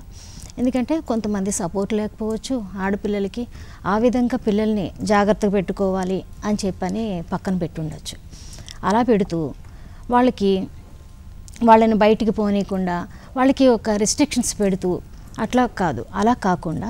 బట్ నా అభిప్రాయం ఏంటంటే ప్రతి ఒక్కరికి కూడా తెలియాలి సమాజంలో ఇట్లా ఉంది. ప్రతి స్టూడెంట్కి కూడా తన పిల్లలకి, మగపిల్లలోని ఆడపిల్లలోని ఎవరికైనా సరే, సో సమాజంలో ఇలా ఉంది, మనం ఎంత సెక్యూర్గా ఉండాలి అనే విధంగా వాళ్ళని ట్రైన్ చేస్తూ ఉండాలి. ప్రతి మదర్ కూడా, అంటే ప్రతి స్త్రీ కూడా నేను అంటుంది, అంటే మదర్ అనే కాదు, టీచర్స్ ఉంటారు, చాలామంది ఉంటుంటారు. సో మన సమాజంలోని చట్టము, న్యాయము ఎక్కువగా పాత్ర వహిస్తూ ఉంటాయి. సో దాని గురించి ప్రతి వాళ్ళు కూడా తెలుసుకొని ఉండాలి అని నా ఉద్దేశం. అది సో అలా ఉన్నదంటే ఎవరి ప్రొటెక్షన్, ఎవరి సెక్యూరిటీ వాళ్ళే చూసుకుంటూ ఉన్నారంటే ఇంకా ముందుకు వెళ్ళొచ్చు. అది అంటే మనకు అన్ని గవర్నమెంటే చేయాలి, అన్నీ వాళ్ళే చూసాలి, నా పేరెంట్స్, నా ఫాదర్ ఉండాలి, నా వెనకాతల నా బ్రదర్ ఉండాలి, ఇదే కాదు. ఇదే కాకుండా నీ సెక్యూరిటీ నువ్వు ఎప్పుడైతే చూసుకుంటూ నువ్వు ముందుకెళ్తున్నావో, అంటే మనం ఏది కూడా హద్దులు మీరకుండా ముందుకెళ్తున్నావో ఖచ్చితంగా నువ్వు సక్సెస్ అనేది సాధిస్తావు. ఇప్పుడు నలుగురు ఫ్రెండ్స్ వెళ్తూ ఉంటారు, నలుగురు ఫ్రెండ్స్ కూడా అంటే దానిలో మగపిల్లలు ఉండొచ్చు, ఆడపిల్లలు ఉండొచ్చు.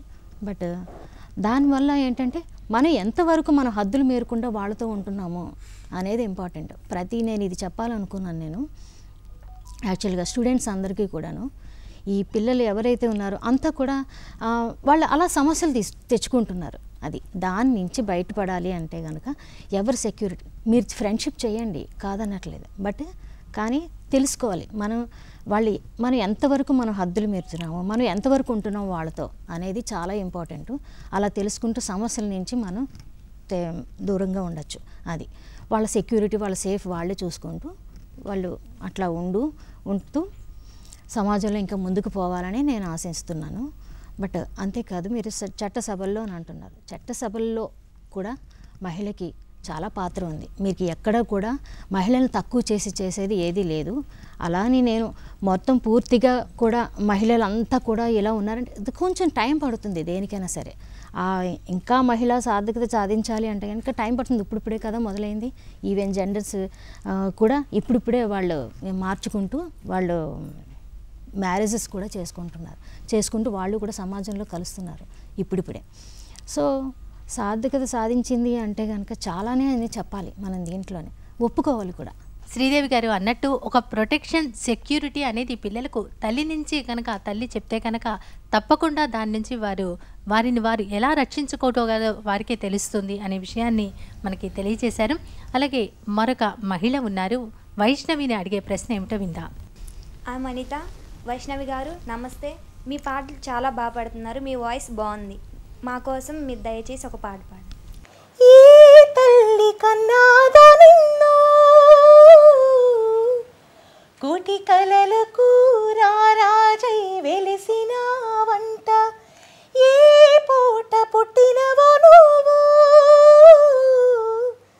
అది అచ్చంగా పున్నమి అయ్యుంటాదంట, వెలకట్టలేదన్ని వెలుగుల్ని నా కంట పోయించిన వంట నువ్వు, ఎత్తుకొండ మీది కోహినూరే కాదు గుండెలోతు ప్రాణమైన ఇస్తావు, అంత ఇష్టమేందయ్యా, అంత ఇష్టమేందయ్యా, అంత ఇష్టమేందయ్యా నీకు నా మీనా, అంత ఇష్టమేందయ్యా నీకు.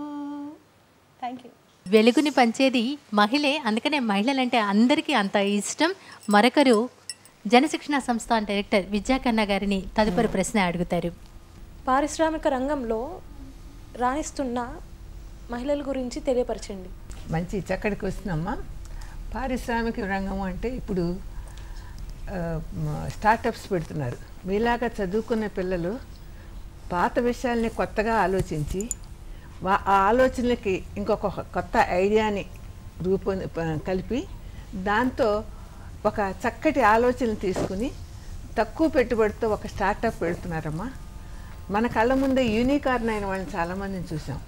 ప్రతి చిన్నది ఆఖరికి ట్రెక్కింగ్కి వెళ్ళినా దాన్ని ఒక యాప్గా రూపొందించి ఆ ట్రెక్కింగ్కి వెళ్ళాలి అనేది మెళకువలు నేర్పుతూ దానికి ఒక యాప్ తెస్తున్నారు.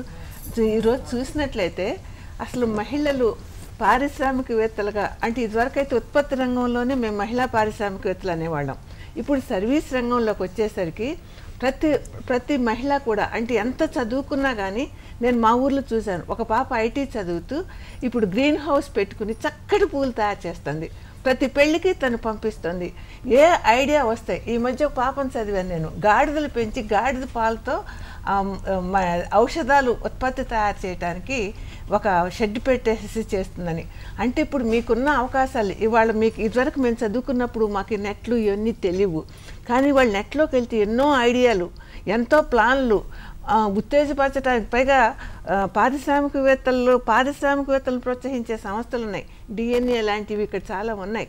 అలాంటి సంస్థలు ఎన్నో రకాలుగా గైడెన్స్ వస్తుంది. మనకు కావాల్సింది ఏంటంటే ముందు ఆ మెంటాలిటీ డెవలప్ చేసుకోవటం. అంటే నేను ఒక పారిశ్రామికవేత్తను అవ్వాలి, ఏదన్నా చదవనివ్వండి, చిన్న విషయమైనా సరే. ఇవాళ చిన్న ఆహార ఉత్పత్తుల్లో ఎంతో ముందుకు వెళ్తున్నారు. చిన్నప్పటి నుంచి కూడా ఫ్యామిలీలో ఏదో ఒక ఆయుర్వేద మందు తయారు చేస్తే దానికి కొత్త రకంగా దానికి ఒక పేరు పెట్టేసేసి దాని ముందుకు వెళ్ళిన వాళ్ళని చూస్తున్నాం. కాబట్టి ముందు మనం ఏం చేయాలి అంటే ఆ స్టార్టప్స్ని మీరు చదవండి, నెట్లో చూస్తే. అంటే పెద్ద స్టార్టప్స్ ఏంటంటే పెద్ద పెద్ద పారిశ్రామికవేత్త పిల్లలందరూ కూడా మహిళలు అయ్యారు. వాళ్ళు కాదు నేను చెప్పేది, కొత్త జనరేషను, కొత్త చదువుతో తక్కువ చదువుతో కూడా అయ్యే మహిళలు. ఇంకొక విషయంకి వచ్చినట్లయితే ఇప్పుడు పల్లెల్లో చూస్తే చాలా అవకాశాలు ఉన్నాయి. అగ్రి బేస్డ్ వ్యవసాయపరమైన అంటే మనకు 1 ఎకరం 2 ఎకరాలు ఉంటే ఏమీ లేకపోతే ఆకుకూరలు పెంచుకునే ఒక పారిశ్రామికవేత్తగా తయారవుతున్నాం. పూలు పండిస్తూ ఒక చిన్న కోఆపరేటివ్ సొసైటీ పెట్టుకుంటున్నాం. ములక్కాయలు మొక్కలు వేసుకుని నేను చూస్తున్న మహిళల్ని చుట్టూ ములగ మొక్కలు వేసుకుని దాన్ని కాయ 15 రూపాయలకు అమ్ముకునే వాళ్ళని చూస్తున్నాం. నేను ఎంతోమంది మహిళల్ని చిన్నగా చీరల మీద ప్రింట్ తయారు చేసుకుంటూ ఒక 2-3 సంవత్సరాల్లో దాన్ని ఒక ఎంటర్ప్రైజ్గా డెవలప్ చేసుకుంటూ చిన్నగా మార్కెటింగ్ స్కిల్స్, ఇవాళ డిజిటల్ మార్కెటింగ్ కూడా చాలా హెల్ప్ చేస్తుంది. మీరు ఐడియాని డెవలప్ చేసుకుంటూ ఒక పారిశ్రామికవేత్తగా తయారవ్వాలి అంటే మీకు ఎంతో ఇన్స్పిరేషన్ ఇచ్చే పారిశ్రామికవేత్తలు మీరు నెట్లో చూస్తే చాలా పేర్లు ఉన్నాయి. నేను చెప్పాను కదా, ఏమీ లేకుండా నన్ను చదివితే నాకు ఆశ్చర్యం వేస్తుంది. గాడిద పాలతో ఓ పెద్ద ఎంటర్ప్రెన్యూర్ అవటం ఏంటి కదా. కాబట్టి మీరు కొత్త ఐడియాని డెవలప్ చేసుకోండి. ఆ ఐడియా తర్వాత ఒక చిన్న బిజినెస్ ప్లాన్ చేసుకోండి. ఇవాళ విశ్వకర్మ లాంటి కొత్త స్కీమ్స్ వస్తున్నాయి. PMEGP స్కీమ్ ఉంది. మన DACకి వెళ్తే 35 లక్షల వరకు కూడాను గ్యారంటీ లేకుండా 1/3 సబ్సిడీ ఇచ్చే స్కీములు ఉన్నాయి. తర్వాత క్రెడిట్ గ్యారంటీ స్కీమ్ 2 కోట్ల వరకు ఇచ్చే స్కీములు ఉన్నాయి. ఇవన్నీ కూడా నెమ్మదిగా చదువుకుంటూ కాన్ఫిడెన్స్ డెవలప్ చేసుకుంటూ ఒక పక్క ఉత్పత్తిని ఎలా తయారు చేసుకోవాలి, ఒక పక్క మార్కెటింగ్ స్కిల్స్ని డెవలప్ చేసుకోవటం, గవర్నమెంట్ నుంచి ఇచ్చే స్కీమ్ని, ఇదంతా కూడా మేనేజ్మెంట్ అంటే అసలు తయారు చేయటానికి. మా బాబు ఒక స్కీమ్ పెట్టినప్పుడు GST కట్టడం మర్చిపోయాడు. అసలు తనకు GST ఉంటామని మర్చిపోయింది. ఆ కంపెనీ డెవలప్ అయింది, కానీ ఆ GST స్కీమ్ అన్నీ వచ్చి కేసులన్నీ వచ్చి మెడకు పట్టుకున్నాయి. దీంట్లో ఏంటంటే ఆ ఎకనమిక్స్ కూడా తెలుసుకోవాలి. అంటే ఒక సిస్టమ్ని డెవలప్ చేసుకునేటప్పుడు ఒక పరిశ్రమని ఏదో చిన్న ఎంటర్ప్రైజ్ ఏదైనా కానీ దానికి కావాల్సిన మేనేజ్మెంట్ స్కిల్స్ కూడా డెవలప్ చేసుకోవాలి. ఎలా చేసుకుంటాము అనేది ఏంటంటే ఎక్కడైనా కానీ స్కూళ్ళల్లో కొంతవరకు చెప్తున్నారు. ఒక EDP ప్రోగ్రామ్స్ నడుస్తూ ఉంటాయి, లేకపోతే మినిస్ట్రీ ఆఫ్ స్కిల్ను అడగండి. ఇంకొక మీకు DAC డిపార్ట్మెంట్ ఉంది, వాళ్ళ దగ్గరికి వెళ్ళినట్టయితే కనుక, లేదంటే మా జనసేషన్ సంస్థలకు రండి. మీలాంటి అసలు అమ్మాయిలు ఎంతమంది ట్రైనింగ్ అవుతారో తెలుసా? ఆ చిన్న ట్రైనింగ్ అయ్యి ముందు 10,000 అయ్యి తర్వాత దాన్ని ఇంకా కొంచెం డెవలప్ చేసుకుంటూ ఎంబ్రాయిడరీ చేసేవాళ్ళేమో తర్వాత ఏమో క్లాత్ తెచ్చి అమ్ముతుంటారు. అసలు వాళ్ళు చూస్తే పెద్ద చూస్తే కోట్ల టర్నోవర్. మొన్న ఒక ఆమె దగ్గరికి వెళ్తే చెప్తుంది, అండి ఆ రోడ్లో నేను 3 బిల్డింగులు నాయి అని చెప్తుంది. ముందు మన మహిళా ఉత్సవంలో 10 చీరలు నైట్ చేసుకుని వచ్చిన అమ్మాయి. కాబట్టి దేనికైనా ముందు మైండ్ డెవలప్ చేసుకుంటూ ఒక్కొక్క అడుగు ముందుకు వెళ్తే బోల్డ్ అంతమంది మీరే పారిశ్రామికవేత్తలు. చిన్న మైక్రో నేను మహిళలకు ఒకటే చెప్తా, ముందు 100 రూపాయలు సంపాదించండి. ఆ 100 తర్వాత ఎంత కిక్కిస్తుందో చూడండి. మన సంపాదన మనకి ఎప్పుడు ధైర్యాన్ని ఇస్తుంది, ప్రోత్సాహం ఇస్తుంది. అసలు ఒక అడుగు ముందుకు వేయటానికి మనమే లీడర్లుగా తయారవుతాం. కాబట్టి ఈ విషయం అందరూ కూడా గుర్తు చేసుకోండి. మీరందరూ కూడా ఒక చిన్న ఎంటర్ప్రెన్యూర్గా తయారవటానికి కావాలంటే మన ఆఫీసు రండి. మీ అందరికీ కూడా మనం కూర్చున్నాం, చక్కటి ప్లాన్ తయారు చేసుకుందాం. ఓకే. విద్యాకన్న గారు ఎన్నో విషయాలను తెలియజేశారు. ప్రధానమంత్రి సంక్షేమ పథకాలు, అలాగే ఆధునిక సాంకేతిక పరిజ్ఞానం, అలాగే మరొక ముఖ్యమైన విషయం మహిళల ఆలోచనల్లో మార్పు వస్తే కనుక చక్కటి పారిశ్రామికవేత్తలుగా వారు తప్పకుండా మారుతారు అని తెలియజేశారు.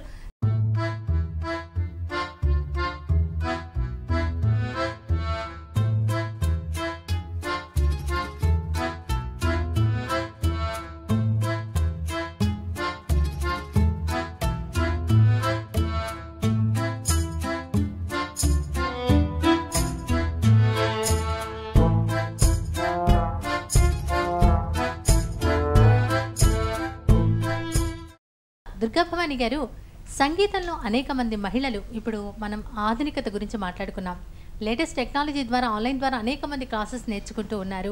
గురువు గారి దగ్గర గురుముఖతగా కూడా వారు సంగీతాన్ని అభ్యసిస్తూ ఉన్నారు. కానీ కొంతమంది మహిళలు నేర్చుకోవడానికే పరిమితం అవుతున్నారు, ప్రదర్శనలకు రావడం లేదు. దీని గురించి మీరేమంటారు? నిజానికి చూస్తే పూర్వకాలంకి ఇప్పటికీ కూడా ఈ సంగీత రంగంలో మహిళల పాత్ర చాలా పెరిగింది. పూర్వం ఇప్పుడు నేను ఇందాక చెప్పినట్టు పూర్వకాలంలో ఉన్నటువంటి వివక్ష లేదు. ఇప్పుడు నిజంగా చూడాలంటే ఫీమేల్ సింగర్సే, మహిళా గాయనీమణులే ఎక్కువ మంది సంగీత రంగంలో ఉన్నారు. ఇది లేదు, ఇప్పుడు భేదం ఏమీ లేదు. చాలామంది ఆడవాళ్ళు బాగా చదువుకుంటూ కూడా మంచి చదువులు చదువుకుంటూ చార్టెడ్ అకౌంటెంట్స్, ఇంజనీర్స్ ఎంతోమంది.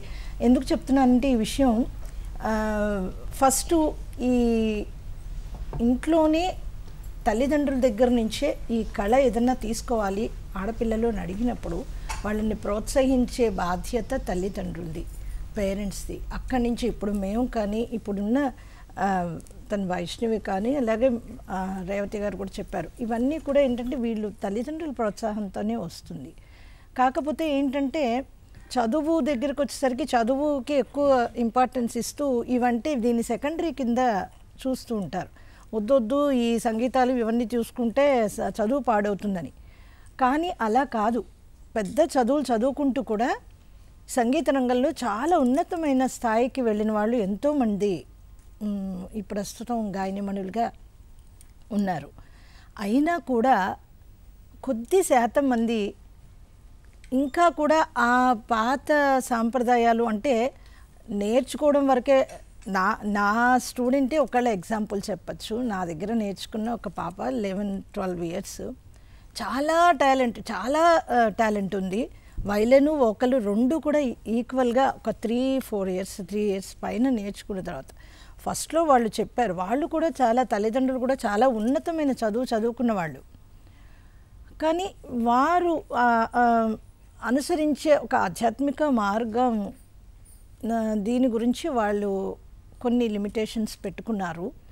ఫస్ట్ వాళ్ళు పాపని ఎంతవరకు సంగీతంలో పైకి తీసుకురావచ్చు, అసలు ఎటువంటి కెరీర్ ఉంటుందో అన్నీ అడిగి చక్కగా వాళ్ళు, మీరు మీ ఇష్టం అండి, మీరు పీజీలు చేయొచ్చు, పిహెచ్డీలు చేయొచ్చు, అది ఎంతైనా మీకు కెరీర్ పరంగా చేసుకోవచ్చు, మంచి విద్వాంసురాలు అవుతుంది, ఇలా కూడా చెప్పాను. వాళ్ళు చాలా సంతోషంగా పాపని పంపించారు సంగీతానికి. 3 సంవత్సరాలు నేర్చుకున్న తర్వాత చాలా బాగా టాలెంట్ చూపిస్తుంది ఆ పాప. కానీ ఒక్కసారి నేను ప్రదర్శన కోసం అని చెప్పి ఇక్కడ మంచిగా తారోత్సవాలు, మా సద్గురు పరమగురువుల ఉత్సవాలు జరుగుతుంటాయి, వాటిల్లో పార్టిసిపేట్ చేయడానికి, ప్రదర్శన చేయడానికి అడిగితే తల్లిదండ్రులు అన్నారు, ఏం లేదండి, మేము భక్తిగా నేర్పిస్తున్నాం పాపకి, బయట ప్రదర్శనకి అంత మాకు ఇష్టం లేదండి అన్నారు. నాకు చాలా ఆశ్చర్యం వేసింది. భక్తిగా నేర్చుకోవడానికి దానికి నేర్చుకోవడం కూడా అవసరం లేదు. ఇప్పుడు యూట్యూబ్ చేస్తే బోల్డ్ భక్తి ఇవన్నీ వస్తాయి, అన్ని సంగీతాలు మనకి వినిపిస్తాయి, వినడం చాలు. అలా డబ్బు సంపాదించడం కోసం అలా కాదండి. అలా ఏమండి, సంగీత ప్రదర్శన డబ్బు సంపాదన కోసం కాదండి, 10 మందికి ఆ సంగీతాన్ని, ఆ నాదాన్ని, భక్తిని పంచడం కోసం సంగీతం కళాకారులు వేదిక మీద ప్రదర్శనిస్తున్నారు, అంతేకాని డబ్బు సంపాదన కోసం కాదండి. ఎంతమంది విని ఆనందిస్తారో ఆలోచించండి. ఒక ప్రదర్శన ఇస్తే మరి అంతమందికి ఇలా భక్తి ఇది చేయటం, అది కూడా ఆధ్యాత్మికతే కదా. కానీ వాళ్ళు అంతే, వాళ్ళకి ఏం చెప్పలేం మనం. సో నేను ఇంతవరకు నేర్పిన సంగీతం చాలండి మీ పాప ఇంట్లో భక్తిగా పాడుకోవడానికి అని నేనే నమస్కారం పెట్టేశాను వాళ్ళకి. అలా ఈ రోజుకి కూడా ఇది ఒక స్థాయి అయితే, రెండో స్థాయి ఏంటంటే పాపం చాలా కాలం తల్లిదండ్రులు వాళ్ళు సంగీతాన్ని నేర్పించి పిల్లలకి వాళ్ళకి పెళ్ళి చేసిన తర్వాత, అంటే పూర్వకాలమేమో పెళ్లి సంగీతం అనేవారు, పెళ్లి వరకు ఏదో సంగీతం వచ్చి పెళ్లి చూపులప్పుడు ఒక పాట పాడించేసి పెళ్లి చేసేవారు. అలా కాకుండా చక్కగా మంచిగా ప్రొఫెషనల్గా తయారు చేసిన తర్వాత వివాహం జరిగిన తర్వాత అత్తింటి వారు సహకరించిన వాళ్ళు కూడా చాలామందిని చూశాను. చాలా బాధ అనిపిస్తుంది. ఎంత వాళ్ళు అంటే ఏం చేయలేరు. అందుకని నేనేమంటానంటే అలా గనక నేర్పించడం ఒక్క మాట ముందరే అడగండి. ఇక ముందు కూడా పాప ఇలాగే, మా అమ్మాయి ఇలాగే కొనసాగిస్తుంది సంగీతం అని ఒక్క మాట తీసుకోండి. లేదా వీళ్ళు జీవితాంతం అదే బాధతో ఉండాల్సి వస్తుంది. కాంప్రమైజ్ అవుతారు అంతే. ఇంతకాలం సంగీతం నేర్చుకుని ప్రొఫెషనల్గా అయిన వాళ్ళు కాంప్రమైజ్ అవుతారు తప్ప ఆ బాధ మనసులో ఉండిపోతుంది. సో ఇలాంటి జాగ్రత్తలు తల్లిదండ్రుల దగ్గర నుంచే ప్రారంభం అవ్వాలి. అలాగే పిల్లలు కూడా వాళ్ళకి ఏదన్నా సంగీతం సంబంధించి ఏదన్నా కళ గురించి వాళ్ళకి ఏదన్నా ఇంట్రెస్ట్ ఉంటే ఓపెన్గా చక్కగా తల్లిదండ్రులతో చెప్పండి, వాళ్ళతో పంచుకోండి. అలాగే తల్లిదండ్రులు కూడా వాళ్ళని ఎంకరేజ్ చేస్తే బాగుంటుంది, మార్పు వస్తుందని. ఎందుకంటే ఇప్పుడు భారతరత్న వరకు వెళ్ళారు ఎంఎస్ సుబ్బలక్ష్మి గారు. భారతరత్న దీంట్లో కూడా హయ్యెస్ట్ స్థాయికి దీన్ని ప్రొఫెషన్గా చేసుకుని ఎంతో ఇందాక వారు చెప్పినట్టు ఒక చిన్న ఎంటర్ప్రెన్యూర్ అవడానికి కూడా ఆయన దగ్గర నుంచి ఎంతో సంపాదించిన వాళ్ళు ఉన్నారు అని. ఇది కూడా అలాంటిదే. అంటే వ్యాపారంగా చేయమని కాదు నేను చెప్తోంది. ఎప్పుడైతే దీన్ని ప్రొఫెషన్గా పెట్టుకుంటామో ఆటోమేటిక్గా ఆ వచ్చేది కూడా అలాగే అవకాశాలు వస్తాయి. దాంతోపాటు సరస్వతితో పాటు లక్ష్మీదేవి కూడా వస్తుంది. అంటే సంగీతాన్ని నేర్చుకోవడం వల్ల చక్కగా ప్రదర్శనలు ఇచ్చి నలుగురిని వారిని ఆనందింప చేయడమే కాకుండా ఉపాధి కూడా చక్కగా పొందవచ్చు మహిళలు. ఈ విషయాన్ని వారు ఆలోచిస్తారని ఆశిద్దామండి. తర్వాత హైమవతి గారు, మీరు ప్రచురించినటువంటి అనేక సంకలనాలు మహిళల గురించే ఉన్నాయి. 20వ దశాబ్దంలో తెలుగు రచయిత్రుల రచనలు, అలాగే growing on as a women writer, ఈ పుస్తకాల వెనుక మీ ఆలోచన ఏంటంటారు? ఇవన్నీ కూడా growing as a women writer అనేది సాహిత్య అకాడమీ వాళ్ళు ఒక సాహిత్య అకాడమీ పెట్టి 25 ఏళ్ళు అయిన సందర్భంగా ఢిల్లీలో ఒక మీటింగ్ పెట్టారు. పెట్టినప్పుడు ఈ మహిళల్లో కవిత్వం రాసిన వాళ్ళని, అనేక రాష్ట్రాలకు సంబంధించిన అనేక భాషలకు చెందిన కవయిత్రుల్ని పిలిచారు. పిలిచి కవిగా మీ అనుభవాలు, మీ కుటుంబం మిమ్మల్ని ప్రోత్సహించిందా, నిరుత్సాహపరిచిందా అని చెప్పేసి నవనీత్ కౌర్ ఇలాంటి వాళ్ళతో పంజాబీలో, హిందీలో, అనేక భాషల్లో ప్రఖ్యాతులైన కవయిత్రులతో వాళ్ళ అంతరంగ సంభాషణ, వాళ్ళ కవిత్వంలోకి ఎలా వచ్చారు, వాళ్ళకి ప్రోత్సహించారా లేకపోతే నిరుత్సాహపరిచారా, వాళ్ళ అంతరంగాల్ని చెప్పమని, వాళ్ళ అనుభవాల్ని చెప్పమని పిలిచారు. అప్పుడు వాళ్ళు చెప్పినవి, తర్వాత ఇంకా కొంతమంది రాసిన కవితలు అవన్నీ కూడా సంకలనం చేశారు. దాని పేరే growing as a women writer. అక్కడికి నవనీత్ దేశ్ కౌరు, వనిత పంజాబీ ఆవిడ, హిందీ కవయిత్రి అనామిక, వీళ్ళందరూ కూడా వాళ్ళ అనుభవాలు చెప్పారు. కొంతమంది చెప్పిన మాటలు వింటుంటే కళ్ళమ్మటి నీళ్ళు వస్తాయన్నమాట. వాళ్ళ ఇంట్లో కవిత్వం రాస్తూ ఉంటే కవిత్వం రాయటానికి వీలు లేదంటే వీళ్ళు ఇంకా రాయకుండా ఉండలేక దొంగచాటుగా రాయటం, దాన్ని మళ్ళీ ప్రచురించడానికి ఎన్ని పాటలు పడ్డారో అవన్నీ కూడా వాళ్ళు చెప్పారు. వాళ్ళ అనుభవాల శకలాలే ఈ పుస్తకం. ఓల్గా గారు వీళ్ళందరూ వచ్చారు. వాళ్ళ కవితలు అన్నీ కూడా తీసుకొని, వాళ్ళ అనుభవాలు అన్నిటినీ కూడా తీసుకొని అనేక భాషలకి చెందినవన్నీ కూడా ఈ సంకలనంలో ఉన్నాయి. నేను కూడా ఆ సభలో పాల్గొన్నాను. అప్పుడు నా కవితలు కూడా 2 ఆ గ్రోయింగ్ యాజ్ ఏ ఉమెన్ రైటర్లో ఉన్నాయి. ఇది అంతా కూడా కేంద్ర సాహిత్య అకాడమీ వాళ్ళు ఢిల్లీలో నిర్వహించిన సమావేశం. ఆ సమావేశానికి వచ్చిన కవయిత్రులు చెప్పిన విషయాలు, వాళ్ళ కవితలు అన్నీ కూడా ఇంగ్లీష్లోనే ఉంటాయి అన్నమాట. అది growing as a women writer. చాలా సంతోషం అండి. షర్మిల గారు, మన రాజభాష హిందీ అలాగే ఈ హిందీ భాషకు విశేషమైనటువంటి కృషి చేస్తున్నాయి హిందీ కాలేజెస్. మరి స్టూడెంట్స్ని మీరు ఎలా తయారు చేస్తున్నారు? ఇందులో మీ ప్రధాన పాత్ర ఏంటంటారు? నేను బేసికల్లీ దక్షిణ భారత్ హిందీ ప్రచార సభలో పనిచేస్తున్నానండి. ఈ దక్షిణ భారత్ హిందీ ప్రచార సభ అనేది సౌత్ ఇండియా లెవెల్లో, అంటే ఆంధ్ర, తెలంగాణ, కర్ణాటక, కేరళ, తమిళనాడు ఈ 5 స్టేట్స్లో హిందీని ప్రాపగాండా చేయడం కోసమని 1918లో మహాత్మా గాంధీ గారి చేత స్థాపించబడిన సంస్థ. ఇది 100 సంవత్సరాలు పూర్తి చేసుకుంది. ఈ 100 సంవత్సరాల్లో మేము దాదాపు కొన్ని కోట్ల మందిని హిందీ నేర్పించడం అనేది జరిగింది. ఇక్కడ ఎస్పెషల్లీ మనకు విజయవాడలోకి వచ్చేసరికి ఇక్కడ బ్రాంచ్ ఆఫీస్ ఉంది. ఇందులో ప్రాథమిక నుంచి ప్రవీణ వరకు గల పరీక్షలు నిర్వహిస్తాము. దీనికి సంబంధించిన ఫ్రీ కోచింగ్ అనేది ఇవ్వడం జరుగుతుంది. ఎవరికన్నా కావాలి అని అనుకుంటే ఒకసారి బ్రాంచ్ ఆఫీస్కి వస్తే సంబంధించిన పుస్తకాలు అక్కడ దొరుకుతాయి. ఈవెన్ దో దీంతో పాటు మేము ఇక్కడ మీకు ట్రాన్స్లేషన్ డిప్లొమా కోర్సెస్ అనేది ఉంటుంది. ఈ కోర్స్ కానీ ఒకవేళ చేసుకుంటే మీకు నేషనల్ వైడ్ ఎక్కడికన్నా మేడం గారు ఉన్నారు, మీకు పిఆర్ఓ రైల్వే, సో అక్కడ అంటే నంబర్ ఆఫ్ పొజిషన్స్లో అంటే చాలా కార్యాలయాల్లో మీకు హిందీ రాజభాష అధికారి కావచ్చు, లేదా జూనియర్ ట్రాన్స్లేటర్ పోస్ట్, వీళ్ళకి శాలరీస్ లక్షల్లో ఉంటాయండి. జస్ట్ మీరు ఎంఏ హిందీ చేసుకుంటే దాంతో నంబర్ ఆఫ్ ఆపర్చునిటీస్ ఉంటాయి. కాకపోతే ఏంటంటే సౌత్ ఇండియాలో హిందీ అనేది చాలా తక్కువగా అంటే ఇందాక మేము అందరం కూర్చొని మాట్లాడుకున్నప్పుడు ఒకరిద్దరితో మాకు డిస్కషన్ జరిగింది. హిందీని ఏదో విచిత్రమైన భాషగా చూడడం ఒకటి, రెండోది ఏంటి అని అంటే టీచర్స్ చెప్పేటప్పుడు కూడా గ్రామర్ బేసిస్తో చెప్పడం వల్ల ఏమవుతుందంటే అదేదో హెవీ అన్నట్టు ఫీల్ అవుతారు. సో అలా కాకుండా ఒక వాడుక భాషలాగా ఇప్పుడు నేనున్నాను. ఎస్పెషల్లీ నేను హిందీ నేర్చుకోవడానికి గల కారణం మా హిందీ టీచర్ నన్ను తిట్టడం. నిజంగా చెప్తున్నానండి, సభాముఖంగా చెప్తున్నాను. నేను 4వ తరగతిలో ఉన్నప్పుడు నాకు హిందీలో 4 మార్కులే వచ్చాయి. 4 కాదు 5 అనుకుంటా. 4వ తరగతిలో ఉన్నప్పుడు 5 మార్కులు వచ్చాయి. ఆ టీచర్ చాలా మంచి టీచర్. ఇంత మంచి టీచర్ అంటే పొరపాటును కూడా ఎవరిని తిట్టరు, ఎవరిని కొట్టరు. అలాంటి టీచర్ నన్ను పిలిచి చేయి చాపమని చెప్పి ఒక్క దెబ్బ వేశారు. వేసి నీకు బుద్ధి లేదా అన్నారు. నేను ఇలా చూస్తున్నా, చిన్నపిల్ల కదండి, బుద్ధి లేదా అని అడిగారు. అడిగితే నేను ఇలా చూస్తున్నా, ఒక ముస్లిం ఫ్యామిలీ నుంచి వచ్చి నీకు హిందీలో 4 మార్కులు వచ్చాయంటే చేయి చాపడానికి సిగ్గులేదా అని అడిగారు. అప్పుడు ఒకసారి నేను ఆలోచించి నిజమే కదా, నాకు హిందీ ఎందుకు రావట్లేదు. ఇంకా అప్పటి నుంచి నేను అప్పుడు దాకా నాకు ఒక గోల్ అంటూ ఏమీ లేదండి, ఏదో చదువుకుంటున్నాం, 4వ తరగతి కదా, పెద్దగా ఇదేం లేదు. ఆ తర్వాత నుంచి ఆ టీచర్ని చూడడం, ఆవిడ ఎలా మాట్లాడుతున్నారు, ఎందుకు మాట్లాడుతున్నారు, ఏ పదానికి ఎక్కడ ఫోర్స్ వస్తుంది, ఇప్పుడు మాట పలికేటప్పుడు ఆ పదానికి ఎక్కడ ఎంత స్ట్రెస్ ఇవ్వాలి, ఆ పదజాలం ఏదైతే ఉందో అది చూసి అక్కడ నుంచి భాష మీద ప్రేమ, అభిమానం, ఆప్యాయత కూడా నేను డెవలప్ చేసుకున్నానండి. ఆ తర్వాత టీచింగ్ ఫీల్డ్లోకి రావడానికి ముఖ్య కారణం మ్యాథ్స్ టీచర్ అండి. ఆవిడ ఎంత బాగా చెప్పేవారంటే, కానీ మ్యాథ్స్ అంటే చాలా భయం ఈ రోజుకి కూడాను.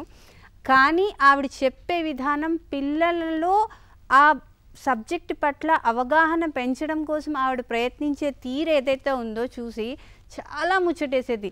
నేను 7th క్లాస్లో ఉన్నప్పుడు మా టీచర్ గారి పేరు మాణిక్యం అండి, ఇప్పుడు లేరు, ఆవిడ చనిపోయారు. కానీ she is my role model.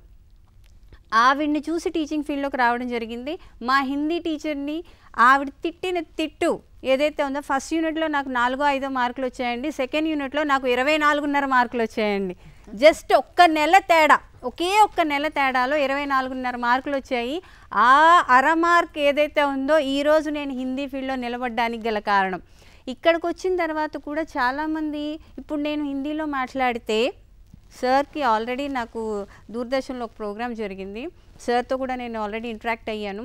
నేను హిందీ మాట్లాడితే నన్ను చూసిన వాళ్ళు అంటారు, మేడం మీరు ఎక్కడి నుంచి వచ్చారు అని అడుగుతారు. కారణం ఏంటి అంటే భాష ఏదైతే ఉందో అది జస్ట్ సామాన్య భాషగా మనం నేర్చుకుంటూ వెళ్తే ఏ ప్రాబ్లం ఉండదు. దాంట్లో మేడం శృతి, లయ, గతి ఇట్లా ఈ భారీ పదాలు ఏవైతే ఉన్నాయో వాటితో కంపేర్ చేసుకుంటూ, అంటే దాంతోపాటు అంటే గ్రామటికల్గా నేర్చుకుంటూ వెళ్తే భాష మనకి అది తల పైనుంచి వెళ్తుందండి. సో మేము మా క్యాంపస్లో మా పిల్లలకి ఫస్ట్ ఆఫ్ ఆల్ ఇక్కడ భాష పట్ల ఒక అవగాహన నేర్పించడం అనేది జరుగుతుంది. దాంతోపాటు ఈ భాష నేర్చుకొని మీరు ఏ ఏ రంగాల్లో ఎలా సెటిల్ అవ్వచ్చు అనేది కూడా దానికి అవగాహన కల్పిస్తాము. మా students from Kashmir to Kerala చాలామంది స్టూడెంట్స్ ఉన్నారండి. అంటే నాట్ ఓన్లీ హిందీతో పాటు ఇప్పుడు ఇంజనీరింగ్ చేసిన వాళ్ళు వస్తారు, మెడికల్ స్టూడెంట్స్ కూడా వస్తారు. రీసెంట్గా నా స్టూడెంట్ ఒక అమ్మాయి యుఎస్లో యాక్సిడెంట్లో చనిపోయింది. సో ఆ అమ్మాయి ఎంబీబీఎస్ చేస్తూ కూడా వచ్చి నా దగ్గర బలవంతంగా మేడం నేను ఇప్పుడు హిందీ కోర్స్ చేయాల్సిందే అని ట్రైనింగ్ కోర్స్ చేసింది. ఎందుకంటే that is my passion madam, నాకు హిందీ నేర్చుకోవాలని. ఇలా నంబర్ ఆఫ్ మ్యూజిషియన్స్ కూడా మా దగ్గర స్టూడెంట్స్గా ఉన్నారు. అది భాష పట్ల అవగాహన కానీ ప్రేమ కానీ ఉంటే ఇది అనేది సాధ్యం.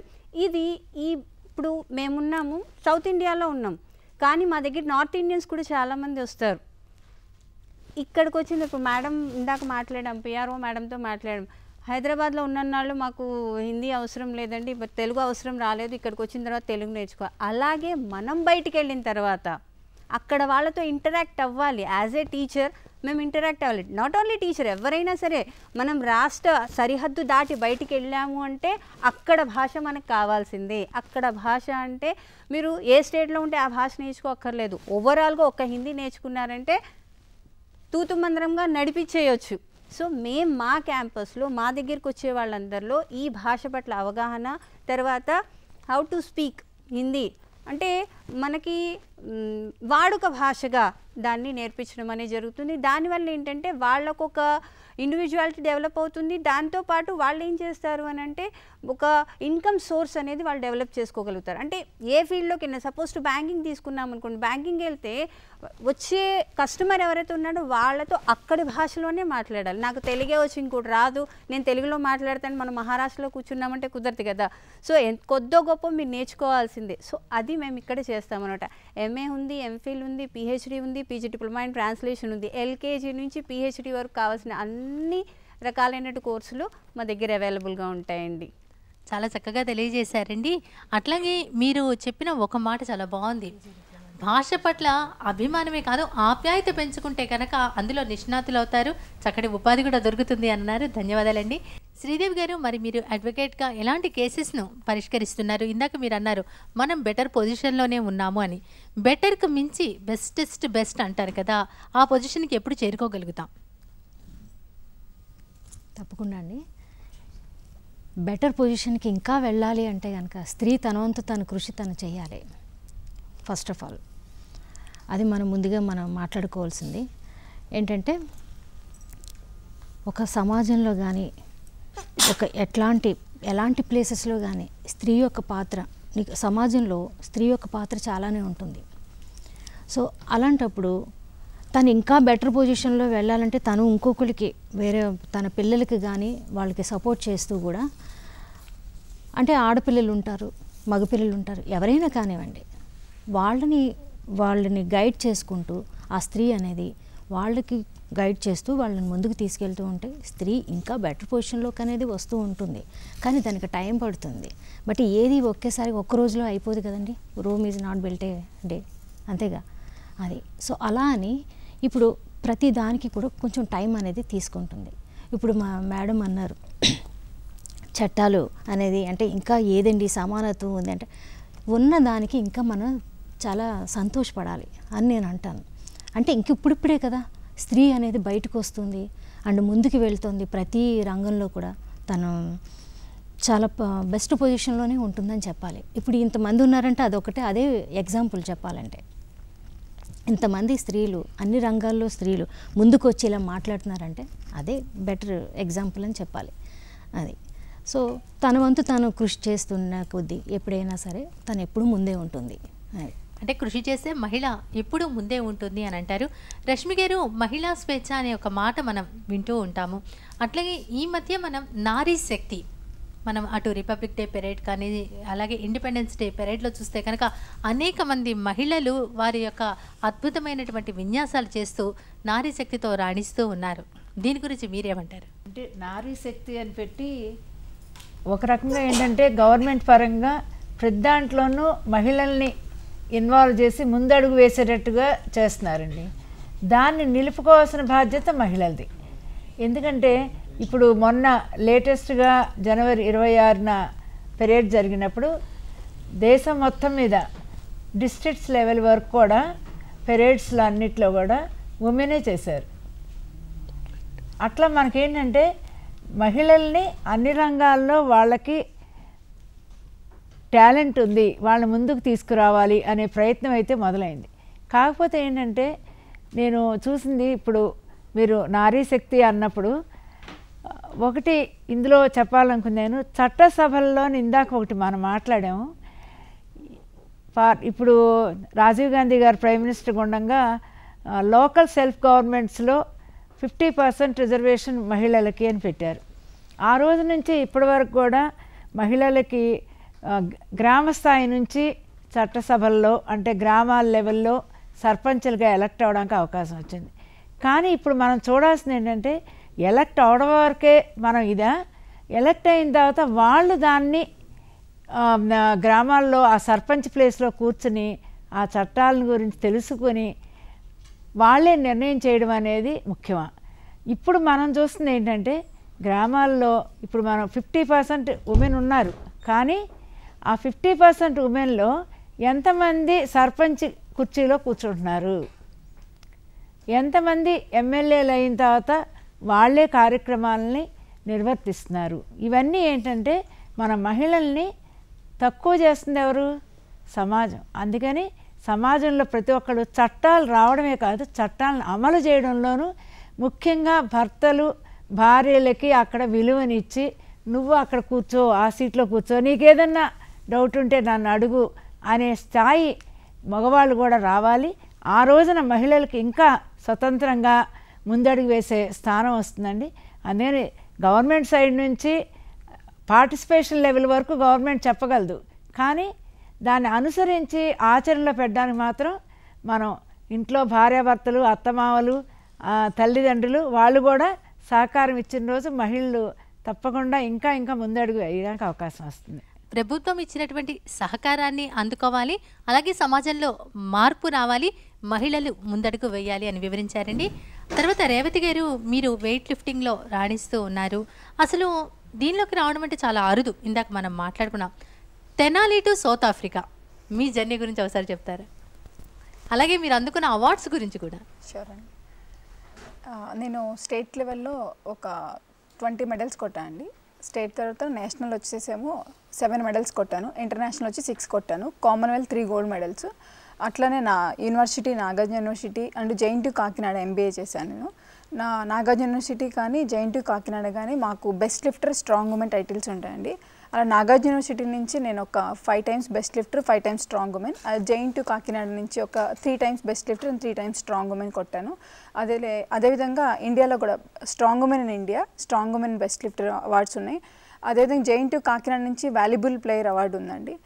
ఇంకా చాలా అవార్డ్స్ ఇచ్చారు నాకు. సో ఇవే అనమాట, ఎడ్యుకేషన్ పర్పస్కి అయితే ఈ అవార్డ్స్ తీసుకున్నానండి. అలాగే మీరు సౌత్ ఆఫ్రికా కూడా వెళ్ళడం జరిగింది కదా, అక్కడ మీరు ఎలా ఫేస్ చేశారు? కాన్సెప్ట్ ఏంటంటే మనం ఇక్కడ ఏదైతే మన స్టేట్ లెవెల్ ఒక డిఫరెంట్ లెవెల్ ఉంటుందండి, నేషనల్ ఒక లెవెల్ ఉంటుంది, ఇంటర్నేషనల్ లెవెల్ ఒక లెవెల్ ఉంటుంది. నేను కామన్వెల్త్ వెళ్ళక ముందు నేను ఇంటర్నేషనల్స్ మెడల్స్ కొట్టున్నాను. అంతకుముందే థాయిలాండ్ వెళ్ళాను. అదేవిధంగా మన సౌత్ ఆఫ్రికా వెళ్ళినప్పుడు మన ఇండియా నుంచి నేను పార్టిసిపేట్ చేయడం జరిగింది. నా కేటగిరీ 63 కేటగిరీలో పార్టిసిపేట్ చేయడం జరిగిందండి. మనకి ఆ కంట్రీకి చాలా డిఫరెన్స్ ఉంది, వేరియేషన్ ఉంది. చెప్పినట్టు మన ఇండియాలో ఒక ఉమెన్ అక్కడ దాకా వెళ్ళడం అనేది చాలా అరుదు, రేర్ అనమాట. అదేవిధంగా మనం యూజ్ చేసే ఎక్విప్మెంట్ కానీ మనం యూజ్ చేసే కాస్ట్యూమ్, డ్రెస్ కాస్ట్యూమ్ కానీ చాలా డిఫరెంట్గా ఉంటుంది. అక్కడ చాలా కామన్ వాళ్ళు వేసుకునే కాస్ట్యూమ్ అంటే మన కాస్ట్యూమ్ దాకా మనం మాట్లాడుకున్నట్టు మన కాస్ట్యూమ్ అంటే ఓకే ఇలాంటి కాస్ట్యూమ్స్ వేసుకొని చెయ్యాలా అని, కానీ అక్కడ యాజ్ ఎ ప్రొఫెషనల్గా మనం ఆ కాస్ట్యూమ్ వేసుకొని మన పర్ఫార్మెన్స్ ఇవ్వాల్సి వస్తుంది. సో మనం ఎక్కడ ఎలా ఉన్నాము ఏదున్నా కానీ మన సంస్కృతిని సాంప్రదాయాన్ని గౌరవించుకుంటూ మనం ఏ విధంగా డ్రెస్ సెన్స్ ఉండాలి, ఏ కాంపిటీషన్లో మనం ఎలా చేయాలి అన్న విధానం ముందుకెళ్తూ ఉంటే ఇంకా బాగుంటుంది. అదేవిధంగా నేను ఫాలో అవుతున్నాను. నెక్స్ట్ నా స్టూడెంట్స్ కూడా అదే ఫాలో అవుతున్నారండి. చాలా బాగుందండి.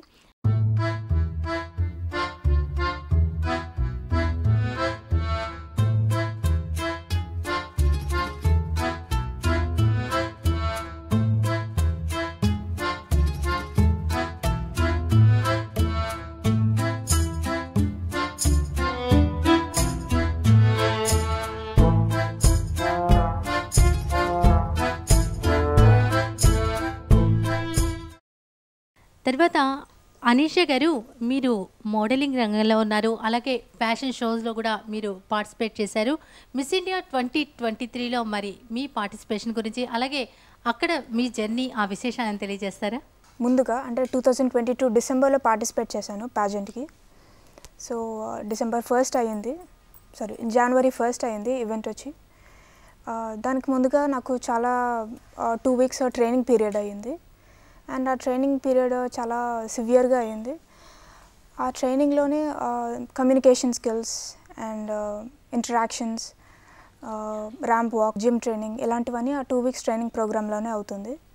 అండ్ ఆఫ్టర్ దట్ మీ టాలెంట్ స్కిల్స్ చెక్ చేయడానికి కూడా ఒక రౌండ్ అవుతుంది. After all these rounds I have been selected to the final contestant for the Miss India 2023. Event ఆబ్వియస్గా చాలా టెన్షన్ అనేది ఉంటుంది ఈవెంట్ స్టార్ట్ అయిందంటే. అండ్ ఆ టెన్షన్ అనేది అంతా మేకప్ రూమ్లో చూపిస్తారు. So my fellow participant everyone was nervous. వాళ్ళ మధ్యలో ఉండగా నేను నర్వస్ అయిపోయాను. Even I lost my chill being with dum.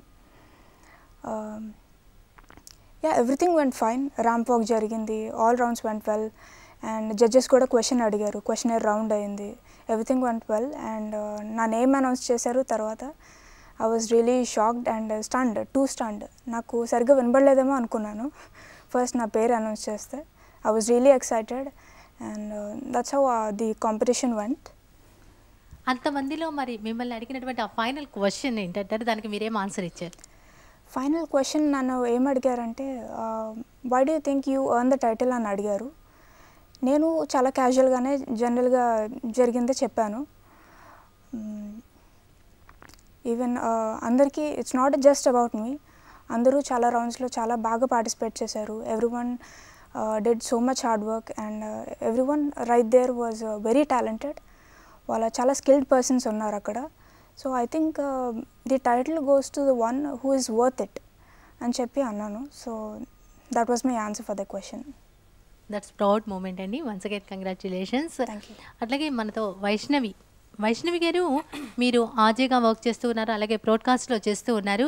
సినీ రంగంలో కూడా అనేకమైనటువంటి సంగీత దర్శకుల వద్ద పాటలు పాడుతూ ఉన్నారు. మీ వెన్నెముక అంటే మీ అమ్మ అని చాలా సందర్భాలు మీ మదర్ గురించి చెప్పారు. మరి ఈ యొక్క మీ జర్నీ గురించి తెలియజేస్తారా? నా జర్నీ అనేది it's not a cake walk అండి. అఫ్కోర్స్ అందరూ ఎదుర్కొన్నటువంటి ఇబ్బందులే. బట్ నాకు బేసికల్గా ఫ్యామిలీ అంతా మ్యూజికల్ ఫ్యామిలీ కాబట్టి సో సంగీతపరంగా నేను అంటూ ఎటువంటి ఇబ్బంది ఎదుర్కోలేదు. అలాగా అమ్మమ్మ తాతగారు నేర్పిన పాటల్లో ఎన్నో రియాలిటీ షోస్లో నేను పార్టిసిపేట్ చేశాను. సో 2007 నా రియాలిటీ షో జర్నీ స్టార్ట్ అయింది. అండ్ లేటెస్ట్గా Indian Idol season 2, that's my last reality show. So ఇన్ని రియాలిటీ షోస్లో ఎంతోమంది గొప్ప గొప్ప సంగీత దర్శకుల యొక్క అనుభవాలు, ఎలా పాడాలి, ఎలా ప్రజెంట్ చేయాలి, ప్రొఫెషనల్ స్కిల్స్ ఏంటి, టెక్నికల్ స్కిల్స్ ఏంటి, ఇలా అనేక విధాలుగా. And how to present your self as not just a singer, as a performer. ఒక పాట పాడుతున్నాము అంటే నా పాట అయిపోయింది, అక్కడితో అయిపోయింది అని కాకుండా, ఇందాక మేడం అన్నట్టుగా ఇది ఒక నవరసభరితమైనటువంటి కళ కాబట్టి అందరి మనసులకి సంతోషంగా మనం పంచేటువంటి ఈ గానామృతం అందరూ ఆస్వాదించాలి. సో వాళ్ళందరికీ కూడా నచ్చాలి అంటే మనలో ఏదో ఒక యూనిక్నెస్ ఉండాలి. సో ఆ యూనిక్నెస్ మీద నేను చాలా కాన్సన్ట్రేట్ చేయడం జరిగింది. ఎన్నో యాసలలో, ఎన్నో భాషలలో నా యొక్క వర్సిటాలిటీని అనేది నేను ప్రూవ్ చేసుకుంటూ వచ్చాను ఇన్ని రియాలిటీ షోస్. ఇక్కడ ఒక ప్రశ్న అండి, మీరు డబ్బింగ్ ఆర్టిస్ట్ అని కూడా విన్నాం. అవును, దాని గురించి. డబ్బింగ్ ఆర్టిస్ట్ అనేది it's a very new journey in my life. అంటే నేనేదో అనుకుని డబ్బింగ్ ఆర్టిస్ట్ అవ్వాలి అని నేను వేసిన అడుగు కాదు అది. మనకి చాలామంది ఉన్నారు. ఎస్పి బాలసుబ్రహ్మణ్యం గారు ఉన్నారు, ఘంటసాల గారి వారి కొడుకు ఉన్నారు, అండ్ సునీత గారు ఉన్నారు, ఎంతో అభిమానించే వాళ్ళ. సో అలాగా ఒకానొక సందర్భంలో నేను ఒక దీనికి వాయిస్ ఓవర్ ఇస్తుంటే బాగుంది కదా, ఒక ట్రై చేద్దామని చెప్పి. సో చాలా ఇంగ్లీష్ మూవీస్, హాలీవుడ్ మూవీస్ మనకి చాలా ఫేమస్, అందులోనూ తెలుగు వర్షన్. హాలీవుడ్ మూవీ ఇంగ్లీష్లో చూస్తే ఆ స్టైల్ చాలా బాగుంటుంది, కానీ అది మన మాతృభాషలో డబ్ చేస్తూ మనం లీడ్ రోల్స్ కంటే హీరోయిన్స్కి డబ్ చేస్తూ చూడడం అనేది it's my dream come true. నా మాట నేను థియేటర్లో 70mm స్క్రీన్ మీద వింటుంటే నేనే చెప్పానా అనే ఒక కొత్త అనుభూతి. ఎస్, ఇది కదా నేను, ఇది కదా నన్ను ఇంత గొప్పగా చూపిస్తున్నారు కదా, ఇది కదా నా కళ, అమ్మవారి కృప కదా అనే ఒక సాటిస్ఫాక్షన్. సో ఇలా నేను ఎన్నో హాలీవుడ్ మూవీస్కి నేను హీరోయిన్స్కి నేను డబ్బింగ్ చెప్పాను. సో అలా నా జర్నీ ఇంకా కొనసాగుతూనే ఉంది. అట్లా ఏదైనా అలా మీరు చెప్పినటువంటి ఏదైనా ఒక పాట కానీ? నాకైతే రీసెంట్గా ఐడల్లో మనందరికీ బాలకృష్ణ గారి అఖండ సినిమా చాలా ఫేమస్. అందులో అఖండాలో బాలకృష్ణ గారిది ఒక డైలాగ్ ఉంటుంది. జనరల్గా హీరోలకి హీరోయిన్ వాయిస్ తూగవు, ఆ వెయిటేజ్ ఉండాలి. ఎన్టీ రామారావు గారు ఒక డైలాగ్ చెప్తున్నారంటే ఆహా, ఆహార్యం, గాంభీర్యం అన్నీ ఆయన యొక్క దీంట్లో కనిపిస్తాయి. సో అలాంటి నవరస భరితమైనటువంటి నట సార్వభౌమ కుటుంబం నుంచి వచ్చిన బాలకృష్ణ గారి అఖండ డైలాగ్ నేను ఆయన ఎనాక్ట్ చేస్తుంటే నా ముందు నేను చెప్పాను. సో అది కూడా జై బాలయ్య సాంగ్ కంటిన్యూషన్ అనమాట. సో అదొక్క 2 లైన్స్ డైలాగ్ నేను వినిపిస్తాను. నెవర్, మీది నాది ఒకే ప్రపంచం కాదు ఆఫీసర్. మీరు నమ్మేది చట్టం, నేను నమ్మేది ధర్మం. Both are not same. Both are not same. Super. So ఇలా ఆ డైలాగ్ మొత్తం చెప్పడం జరిగింది. అంటే స్టిల్ ఇప్పుడు నేను ఆ డైలాగ్ చెప్పినా కూడా నాకు ఆ బీజిఎం కంపోజ్ చేసిన కంపోజర్ ముందున్నారు, నటించిన ఆయన ఉన్నారు. స్టిల్ నాకు అది ఏంటో ఒక అమ్మవారిని చూస్తే ఎంత ఆనందం, ఒక తన్మయత్వం కలుగుతుందో ఇప్పటికీ కూడా నాలో అదే భావన ఉండిపోయింది. అదే కదా ఆనందం అంటే ఏంటి అనేది తెలుస్తుంది అప్పుడు కదండి. నుస్రత్ గారు, మీరు ఈ రైల్వేలో పిఆర్ఓగా అనేక సందర్భాలు అనేక చోట్ల మరి మహిళలను కలుస్తూ ఉంటారు వర్క్ పరంగా.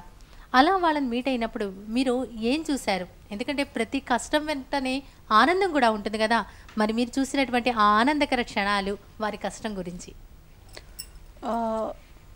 యాజ్ ఐ ఆల్రెడీ టోల్డ్, రైల్వేస్లో చాలా మంది డిపార్ట్మెంట్స్ ఉన్నాయి, చాలా వేరే వేరే జాబ్ డిస్క్రిప్షన్స్ ఉంటాయి.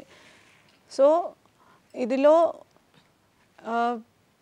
If you see in general కూడా the women workforce itself in Indian economy itself is like 23% overall, and when it goes on to the top level it is only 5%. So that same kind of figure you will see even in railways. So lot of workforce which is available, ladies will be ground level staff, because even though they want to go ahead, as many of us have already said, that support system is a very very big thing here. Chala mandiki tellidu how to go about it. Okay, Indian Railways is an organization where this gender equality on some substance we can say is available, for the reason, see, if you see other corporate organizations or where physical activities are more, the disparity will be there in pay packages. But if you look at Indian Railways, the job roles are having the same pay. Whether you are a male candidate or a female candidate, your salary will not be described in that way. So when you go to meet different kind of people, see, from financial point of view, the women are very satisfied, because as I said, that disparity is not there. But yes, there are times, there are places where you are expected to work, and that lack of support system in some scenarios will be a hurdle for the women to go ahead. See, there are points women who will be working on the ground staff. Okay, so the duty of a pointsman or a pointswoman or a loco pilot or an engineering staff is 24/7. Railways is working 24/7. Our work will not stop, okay, at 5 or 6. So sometimes what happens is, if there is somebody is not available and you have to take on that role and you are very much willing to, but at the back of your mind it will be ki somebody ఇంటిలో ఏం చెప్తారు, ఇప్పటి వరకు ఎందుకు ఆఫీస్లో, somebody else can do that work kada. So these kind of small things are always there on the ground level reality. See, women are, as lot of us have already seen and heard, that we can do everything, and women do much more better job, because I think we are born managers. When as a daughter, you are supposed to take care of your younger siblings. As you grow old, you are supposed to take care of your husband, then your children, then your parents. So that managerial skills are inbuilt in us. So that plays a very important role when we are doing our jobs. But the lack of support system in some cases hinders the working environment. Plus the society is still very patriarchal. No matter how much we say that okay, we are giving equality, the mindset is not so. Even if somebody is wanting to be there, there will be comments, they feel unsafe sometimes. See, for that very reason we have the internal complaints committee. The railways and other government organizations, they are doing everything they can to give a very safe environment for work. But because railways is so much working with the public, it is not very easy that all the time women feel safe at all places. So in that ways, I feel women are a little dissatisfied. That said, they are very proud to be part of such a big organization, and I think especially now after Modi ji has brought in so many reforms and inclusivity in lot of things, women are feeling that they can be a part of the bigger circle. So they are trying to match or be on par, and because now there is, I mean, see, earlier if somebody had to get a promotion and go out, the husband has to leave his job. So most of the time what would happen is the woman would not come forward to even write the exam. So that is the reason if you see that the higher ranks women will be very less. But now because work from home is available and lot of other things are available for the other people as well. So women are feeling that even we can be part of the higher ranks. As far as the feeling of oneness is there, Indian Railways, I think everybody has it. So women, I don't think that they feel any low or anywhere dissatisfied. Yes, as I said, that personal things will be there, and that I think is there for everybody in every organization. And as a PRO, when I go and meet a lot of people, the respect will be there because you come from a bigger organization, a good organization, and we all, as I said, that we all have some inbuilt qualities as women, that we are nurturers, we comprehend a lot of things which people don't understand otherwise, body language understanding and everything. So in that way, as a PRO also, that has helped me, I believe. Super అండి. అంటే ఒక్కొక్క huddle దాటుకుంటూ women ముందుకు వెడుతున్న కొద్దీ ఎక్కడో అక్కడ ఒక అడ్డంకి వస్తుంది. ఆ అడ్డంకిని అధిగమించాలి. ఆ అడ్డంకికి సపోర్ట్ చేస్తే కనుక డెఫినెట్గా ఏ రంగమైనా సరే మహిళ రాణిస్తుంది అన్నారు నుస్రత్ గారు. అట్లాగే మందిరపు హైమవతి గారు, షీలో హీ ఉంది, ఉమెన్లో మెన్ ఉంది, మహిళల్లో హీ ఉంది, అన్నీ ఇమర్చుకుంది మగవాళ్ళని. కవితల్లో మరి ఈ విషయాన్ని మీరు ఎలా ప్రస్తావించారు? ఈ మహిళా దినోత్సవం సందర్భంగా దీని గురించి రాసిన కవిత. మహిళలు ముందుకెళ్ళాలన్నా, అభ్యుదయ పథంలో శిఖరాలు అందుకోవాలన్నా కూడా పురుషుల తోడ్పాటు అవసరం. పురుషుల తోడ్పాటు లేకపోతే మహిళలు వెనకే ఉంటారు. అది ఈ మహిళా దినోత్సవం సందర్భంగా రాసిన కవిత. ప్రతిరోజు హెడ్డింగ్: సతీ సహగమనాలు, కన్యాశుల్కాలు, నియమాలు నిషేధాల శాసనాలు తెంచుకొని ఎగురుతున్న విజయ పతాకాలం. సతీ సహగమనాలు, కన్యాశుల్కాలు, నియమాలు నిషేధాల శాసనాలు తెంచుకొని ఎగురుతున్న విజయ పతాకాలం. అనాదిగా అందించారు అబలల బిరుదుల పుష్పగుచ్చాలు. అబలలు ఎవరు? పంటలు పండక అప్పుల ఉరితాళ్లకు వేళ్లాడి పురుగు మందులు భోంచేసి పరలోకానికి పయనం కట్టినప్పుడు కుటుంబం కాడి మెడ మీద వేసుకొని రెక్కలు రాని పిల్లలకు రెక్కలనిచ్చింది మేమేగా, రెక్కలు రాని పిల్లలకు రెక్కలనిచ్చింది మేమేగా.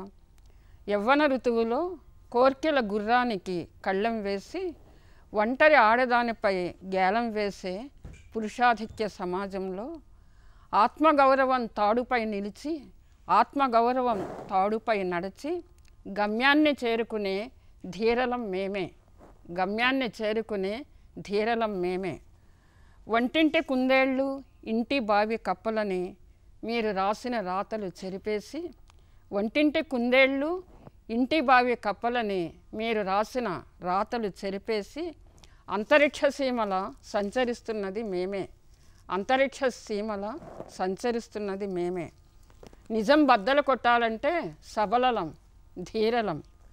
చిన్నప్పుడు అమ్మఒడి కోసం అల్లాడిపోతాడు పసిపిల్లడే, చిన్నప్పుడు అమ్మఒడి కోసం అల్లాడిపోతారు పసిబిడ్డలై.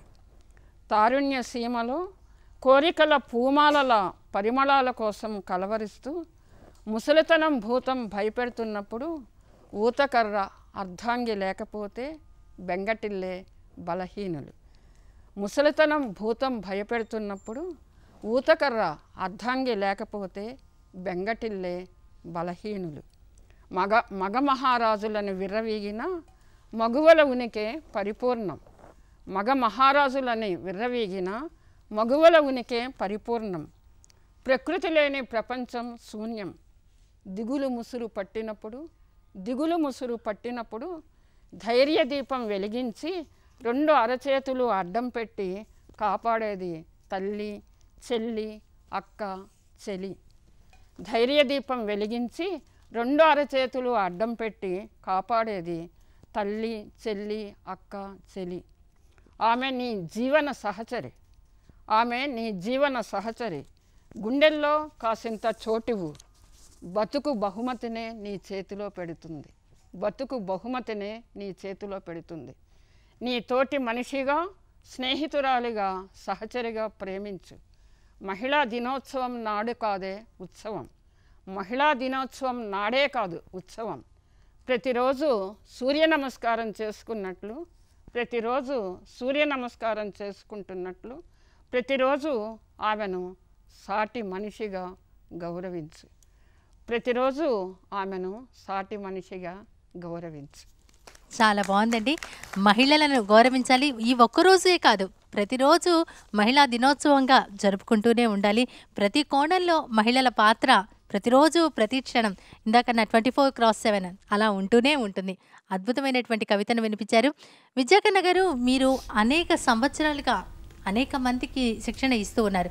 మీరు సాధించిన విజయాల గురించి చెప్తారా? మేము ముఖ్యంగా మహిళలకి అంటే మేము పుట్టి పెరిగిన పరిస్థితుల్లో మహిళలు ఎక్కువ చదువుకునేవారు కాదండి.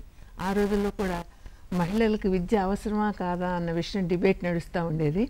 ఆ పరిస్థితుల నుండి మేము వచ్చినప్పుడు నేను మహిళల్ని చాలా రకాల పరిస్థితుల్లో చూసి ఎప్పుడు కూడా అనుకునేదాన్ని, మహిళలకి తన పరిస్థితిని అర్థం చేసుకోవాలి, తన కాళ్ళ మీద తను నిలబడినట్లయితే, తను ఆర్థికంగా నిలబడినట్లయితే తన సమస్యలను తను పరిష్కారం చేసుకోగలదు అనేది బాగా నమ్మేదాన్నండి. అంటే మహిళల ఎకనమిక్ ఎంపవర్మెంట్ మీద నేను ఎక్కువ శ్రద్ధ పెట్టడం జరిగింది. అది కాకుండా విద్య, ఆ రోజుల్లో మహిళల విద్య చాలా తక్కువ ఉండేది.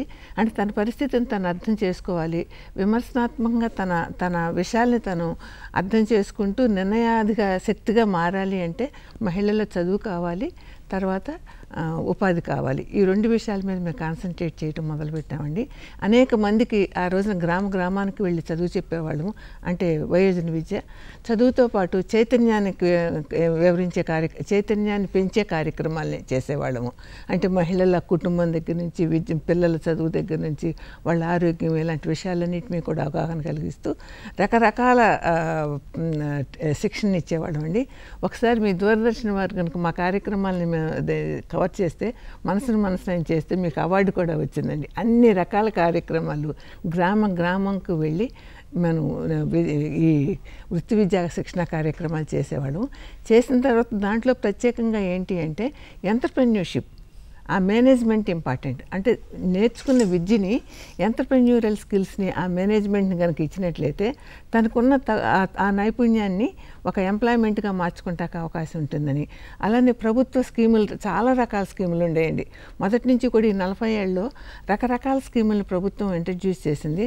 ఆ ప్రతి స్కీమ్ని కూడా ఈ మహిళలు ఉపయోగించుకునేలాగా చేసి ఈ స్వయం ఉపాధి చేపట్టి వాళ్ళ కాళ్ళ మీద వాళ్ళు నిలబడేలాగా. ఇవాళ వెనక్కి చూసినట్లయితే చాలామంది వాళ్ళు మహిళా పారిశ్రామికవేత్తలుగా తయారు చేసామండి. అంటే కొంచెం ఎక్కువ చదువుకుని మేనేజ్మెంట్ స్కిల్స్ ఉన్న వాళ్ళని, వాళ్ళకి ఆ మేనేజ్మెంట్లో ట్రైనింగ్ ఇచ్చి మహిళా పారిశ్రామికవేత్తలు తయారు చేయటం, వాళ్ళని అసోసియేషన్లుగా తయారు చేయటం. మేమే ఒక ఉమెన్ ఎంటర్‌ప్రెన్యూర్ ఇండస్ట్రియల్ పార్క్ కూడా మేము ఒక ఇండస్ట్రియల్ ఎస్టేట్ని కూడా తీసుకొచ్చాం. మళ్ళీ మన దగ్గర మహిళా పారిశ్రామికవేత్తలు 2 రకాలైన ఎస్టేట్లు కూడా తెచ్చారు.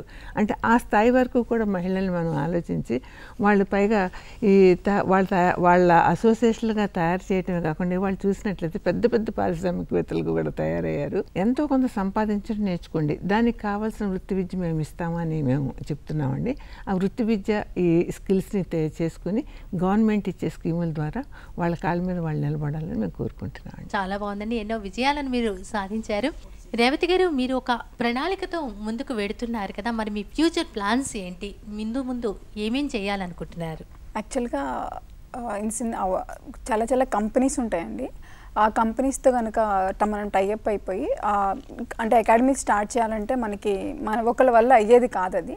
సో మనం కూడా సోషల్ సర్వీస్ చేయబోతున్నాం కాబట్టి కొన్ని కంపెనీస్ తోటి మనం టైఅప్ అయిపోయి, అది కూడా గవర్నమెంట్ సపోర్ట్ చేస్తే కనుక ఇంకా చాలా మనం అకాడమీలు స్టార్ట్ చేసుకుని చాలామంది ప్లేయర్ని ఒక జాతీయ స్థాయి నుంచి అంతర్జాతీయ స్థాయి వరకు తీసుకెళ్ళడానికి నా వంతు సహకారం చేయాలని నేను అనుకుంటున్నానండి. చాలా బాగుందండి. అలాగే అనీషా గారు, బిజినెస్ మేనేజ్మెంట్ కోర్స్ కూడా మీరు చేస్తూ ఉన్నారు కదా, ఈ రెండు భిన్నమైనటువంటి రంగాలు, దేనికదే విభిన్నం అన్నమాట. మరి ఈ రెండిట్లో మరి మీరు ఎలా రాణించాలి అనుకుంటున్నారు? వ్యాపార రంగం ఓ పక్కన, మోడలింగ్ రంగం ఓ పక్కన, దీని గురించి మీరేమంటారు? మనం ఈ మీడియా ఫ్రెటర్నిటీ కానీ, ఎంటర్టైన్మెంట్ ఇండస్ట్రీ కానీ చాలామంది యాక్ట్రెసెస్ లేదా మోడల్స్ని చూస్తూనే ఉన్నాము. Like Deepika Padukone, Anushka Sharma. They are not only recognized for their films makings and all, but they are also recognized for their philanthropy contribution to the society. And చాలామంది యాక్ట్రెసెస్ కానీ, models కానీ వాళ్ళ వంతు వాళ్ళు చేస్తున్నారు. They are contributing so much to the society. If you see Priyanka Chopra herself, she is investing in right to education for children. Alage, they are also investing in animal rights, human rights. Ala chala foundations పెడుతున్నారు, అవన్నీ చేస్తున్నారు. Despite of their job in the film industry itself, they are also catering some time to provide some service or to cater a certain time to contribute to the women లేదా children కానీ వాళ్ళ కోసం వాళ్ళు రకరకాల foundations పెడుతున్నారు. So this is not just one job. దీంతోనే stuck అయిపోవాలని ఏమి ఉండదు. సో దాంతోపాటు స్టడీయింగ్ అనేది నాకు చాలా ఇంపార్టెంట్ కాబట్టి I'm also doing business administration as well besides of modelling. So వాళ్ళు చేసినట్టుగానే I'm also actively participating in to some welfare programmes. And ఫ్యూచర్లో ఇంకా ఏం చేద్దాం అనుకుంటున్నారంటే I will try to cater my time in to providing best platform for the upcoming aspirants in to the modelling industry. వాళ్ళకి నేను ఒక platform అనేది arrange చేద్దాం అనుకుంటున్నాను. Because this is a very large industry and right place, right time and right ప్లేస్లో లేకపోతే you could end up in wrong situations and చెప్పలేని కొన్ని ప్రాబ్లమ్స్ని తెచ్చుకుంటారు. అండ్ వాళ్ళు మోడల్స్ అనేది వాళ్ళు బిగినింగ్ ఆఫ్ ది కెరీర్లో ఎలాంటి ప్రాబ్లమ్స్ ఫేస్ చేస్తారో మనకు తెలిసిందే. అండ్ ఇప్పుడు ఒకప్పుడులా కాదు. అండ్ మీకు తెలిసే ఉంటుంది, మీ టూ మూమెంట్ అనేది 2018లో స్టార్ట్ చేశారు. అండ్ ఆ మూమెంట్లో they started addressing all the issues they are facing in the media fraternity, entertainment industry. వాళ్ళు ఫేస్ చేసే ప్రాబ్లమ్స్ అన్ని ఆ మూమెంట్ ద్వారా తెలియజేశారు, అవేర్నెస్ తెచ్చారు. So I think communication has become very easy and has become more broader than few past decades ago. So ఇలాంటి సిచ్యువేషన్లో మనకి అలాంటి ప్రాబ్లమ్స్, అలాంటివి రిస్క్ ఎక్స్పోజర్ అనేది అసలు చాలా తక్కువ ఉంటుంది. సో సో అండ్ సేఫ్టీ కూడా చాలా ఇంపార్టెంట్. ఇది సేఫ్టీ అనేది కూడా చాలా ఎక్కువగానే ఉంటుంది ఇప్పుడు మోడలింగ్ ఇండస్ట్రీలోకి అంటే ఎంటర్ అవ్వాలనుకున్న వాళ్ళకి. సో అలాంటి వాళ్ళకి I'm trying to build a safe platform and నా ద్వారా వాళ్ళని ట్రైన్ చేసి వాళ్ళకి సేఫ్గా వాళ్ళకి కావాల్సిన గోల్కి తగ్గట్టుగా తయారు చేసి చేద్దాం అనుకుంటున్నాను. ఓకేనండి. తర్వాత రష్మి గారు, ఈ year international women's day theme inspire inclusion. Theme చాలా బాగుందండి, ఇన్స్పైర్ ఇంక్లూషన్. ఇక్కడున్న ప్రతి ఒక్కళ్ళు కూడా ఇన్స్పైర్ చేయడం అంటే రోల్ మోడల్స్. ప్రతి వాళ్ళు ఎవరి రంగంలో వాళ్ళు ఒకళ్ళకి ఇన్స్పిరేషన్గా ఉన్నారు. అలాగే ఎవరికి ఏది ఇంట్రెస్ట్ ఉందో దానిలో వాళ్ళు ఇన్స్పైర్ చేసుకుని అవుతారు. అలా అయినప్పుడు వాళ్ళు ఆ రంగంలో నిష్ణాతులు అవ్వడానికి, ఇంక్లూజివ్ అనే దానికి మనం ఇంకోటి ఏంటంటే, ఇప్పుడు అన్ని రంగాల్లో మహిళలకు ఆపర్చునిటీస్ వస్తున్నాయి, కానీ అట్ ద సేమ్ టైం వాళ్ళకి రెస్పెక్ట్ ఉండాలి. వాళ్ళకు కూడా అంటే ప్రతి చోట కూడా వాళ్ళకి గౌరవం ఇవ్వాలి, వాళ్ళకున్న స్థానాన్ని వాళ్ళు చేయడానికి అవకాశం ఇవ్వాలి. ఈ రెండు కూడా ఫ్యామిలీ నుంచి, కుటుంబం నుంచే మొదలవ్వాలి. కుటుంబంలో కనుక వాళ్ళకి ఆపర్చునిటీస్ వచ్చిన వాటిని ఉపయోగించుకోవడానికి మనం సమయం ఇచ్చినట్లయితే కనుక తప్పకుండా ప్రతి మహిళ ఇక్కడ మంచి స్థానంలో నిలబడతారు. ఈ రోజున మనందరం మాట్లాడుకున్న ప్రెసిడెంట్ ఆఫ్ ఇండియా కానీ, మళ్ళీ ఎంతోమంది ఇప్పుడు రోజుల్లో మనకి మహిళలకి ఎంత చైతన్యం వచ్చిందంటే, వాళ్ళు మినిస్టర్స్గా ఉన్నా కూడా చక్కగా మాట్లాడి వాళ్ళకి ఎక్స్ప్లెయిన్ చేసి, ఇప్పుడు మనం చూస్తున్న సెంట్రల్లో నిర్మలా సీతారామన్ గారు మన తెలుగు ఆవిడ మొత్తం దేశం ఫైనాన్స్నే ఆవిడ చక్కగా రూపుదిద్దుకొని చేసే శక్తి సామర్థ్యాలు ఉన్న ఆవిడ. ఇప్పటివరకు ఆవిడకన్నా శక్తి సామర్థ్యాలకి ఎప్పుడు ఆవిడ చూపించుకోవడానికి అవకాశం రాలి. ఈ రోజున ఆవిడకి ఆ పోస్ట్ ఇవ్వబట్టి మనందరం ఆవిడ ఆ లెవెల్లో చూస్తున్నాం. అట్లాగే ఇంకా చాలామంది, స్మృతి ఇరానీ గారు కానీ చాలామంది ఇప్పుడు ప్రజెంట్గా ఉన్నవాళ్ళు. అంతకుముందు కూడా మనకి భారతదేశ ప్రధానిగా ఇందిరాగాంధీ ఉన్నారంటే ఆవిడ ఒక మహిళగా దేశం మొత్తాన్ని ఎంత చక్కగా చేశారని చూస్తాం. ఆ రోజుల్లోనే మనం అన్ని దేశాల్లో కూడా మహిళలు ముందడుగు వేశారు అనడానికి. ఎందుకంటే ఈ అంతర్జాతీయ మహిళా దినోత్సవం రోజు మనకిచ్చిన ఇన్స్పైర్ అండ్ ఇంక్లూజన్ అనేది చక్కగా మనందరూ ఇక్కడ రోల్ మోడల్స్గా ఉన్నాము. మనం ఇంకా కొంతమంది రోల్ మోడల్స్ని తయారు చేయాలని నా కోరిక. మహిళలందరూ ప్రతి ఒక్క విషయంలో 10 మందికి రోల్ మోడల్గా నిలవాలని డాక్టర్ రష్మి గారు చెప్పినట్లుగా ప్రతి ఒక్కరూ అదే బాటలో ఉండాలని కోరుకుంటున్నామండి. మరి ఈరోజు మన దూరదర్శన్ సప్తగిరి స్టూడియోకి అనేక మంది మహిళలు, విభిన్న రంగాల్లో ఉన్నటువంటి మహిళలు విచ్చేసి ఎంతో స్ఫూర్తిదాయకమైనటువంటి విషయాలు తెలియజేసినందుకు వారికి ధన్యవాదాలు. మరొకసారి అంతర్జాతీయ మహిళా దినోత్సవ శుభాకాంక్షలు, అలాగే మహాశివరాత్రి శుభాకాంక్షలు తెలియజేస్తూ సెలవు తీసుకుంటున్నాం. ధన్యవాదాలు, నమస్కారం అండి. Thank you. ఇది ఈనాటి అంతర్జాతీయ మహిళా దినోత్సవం సందర్భంగా ప్రత్యేక కార్యక్రమం. మరొక కార్యక్రమంలో మళ్ళీ కలుద్దాం. అంతవరకు సెలవు మరి, నమస్కారం.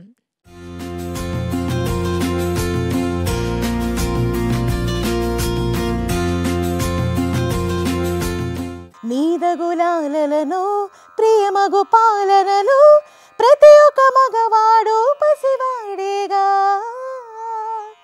మగువా మగువా లోకానికి తెలుసా నీ విలువా.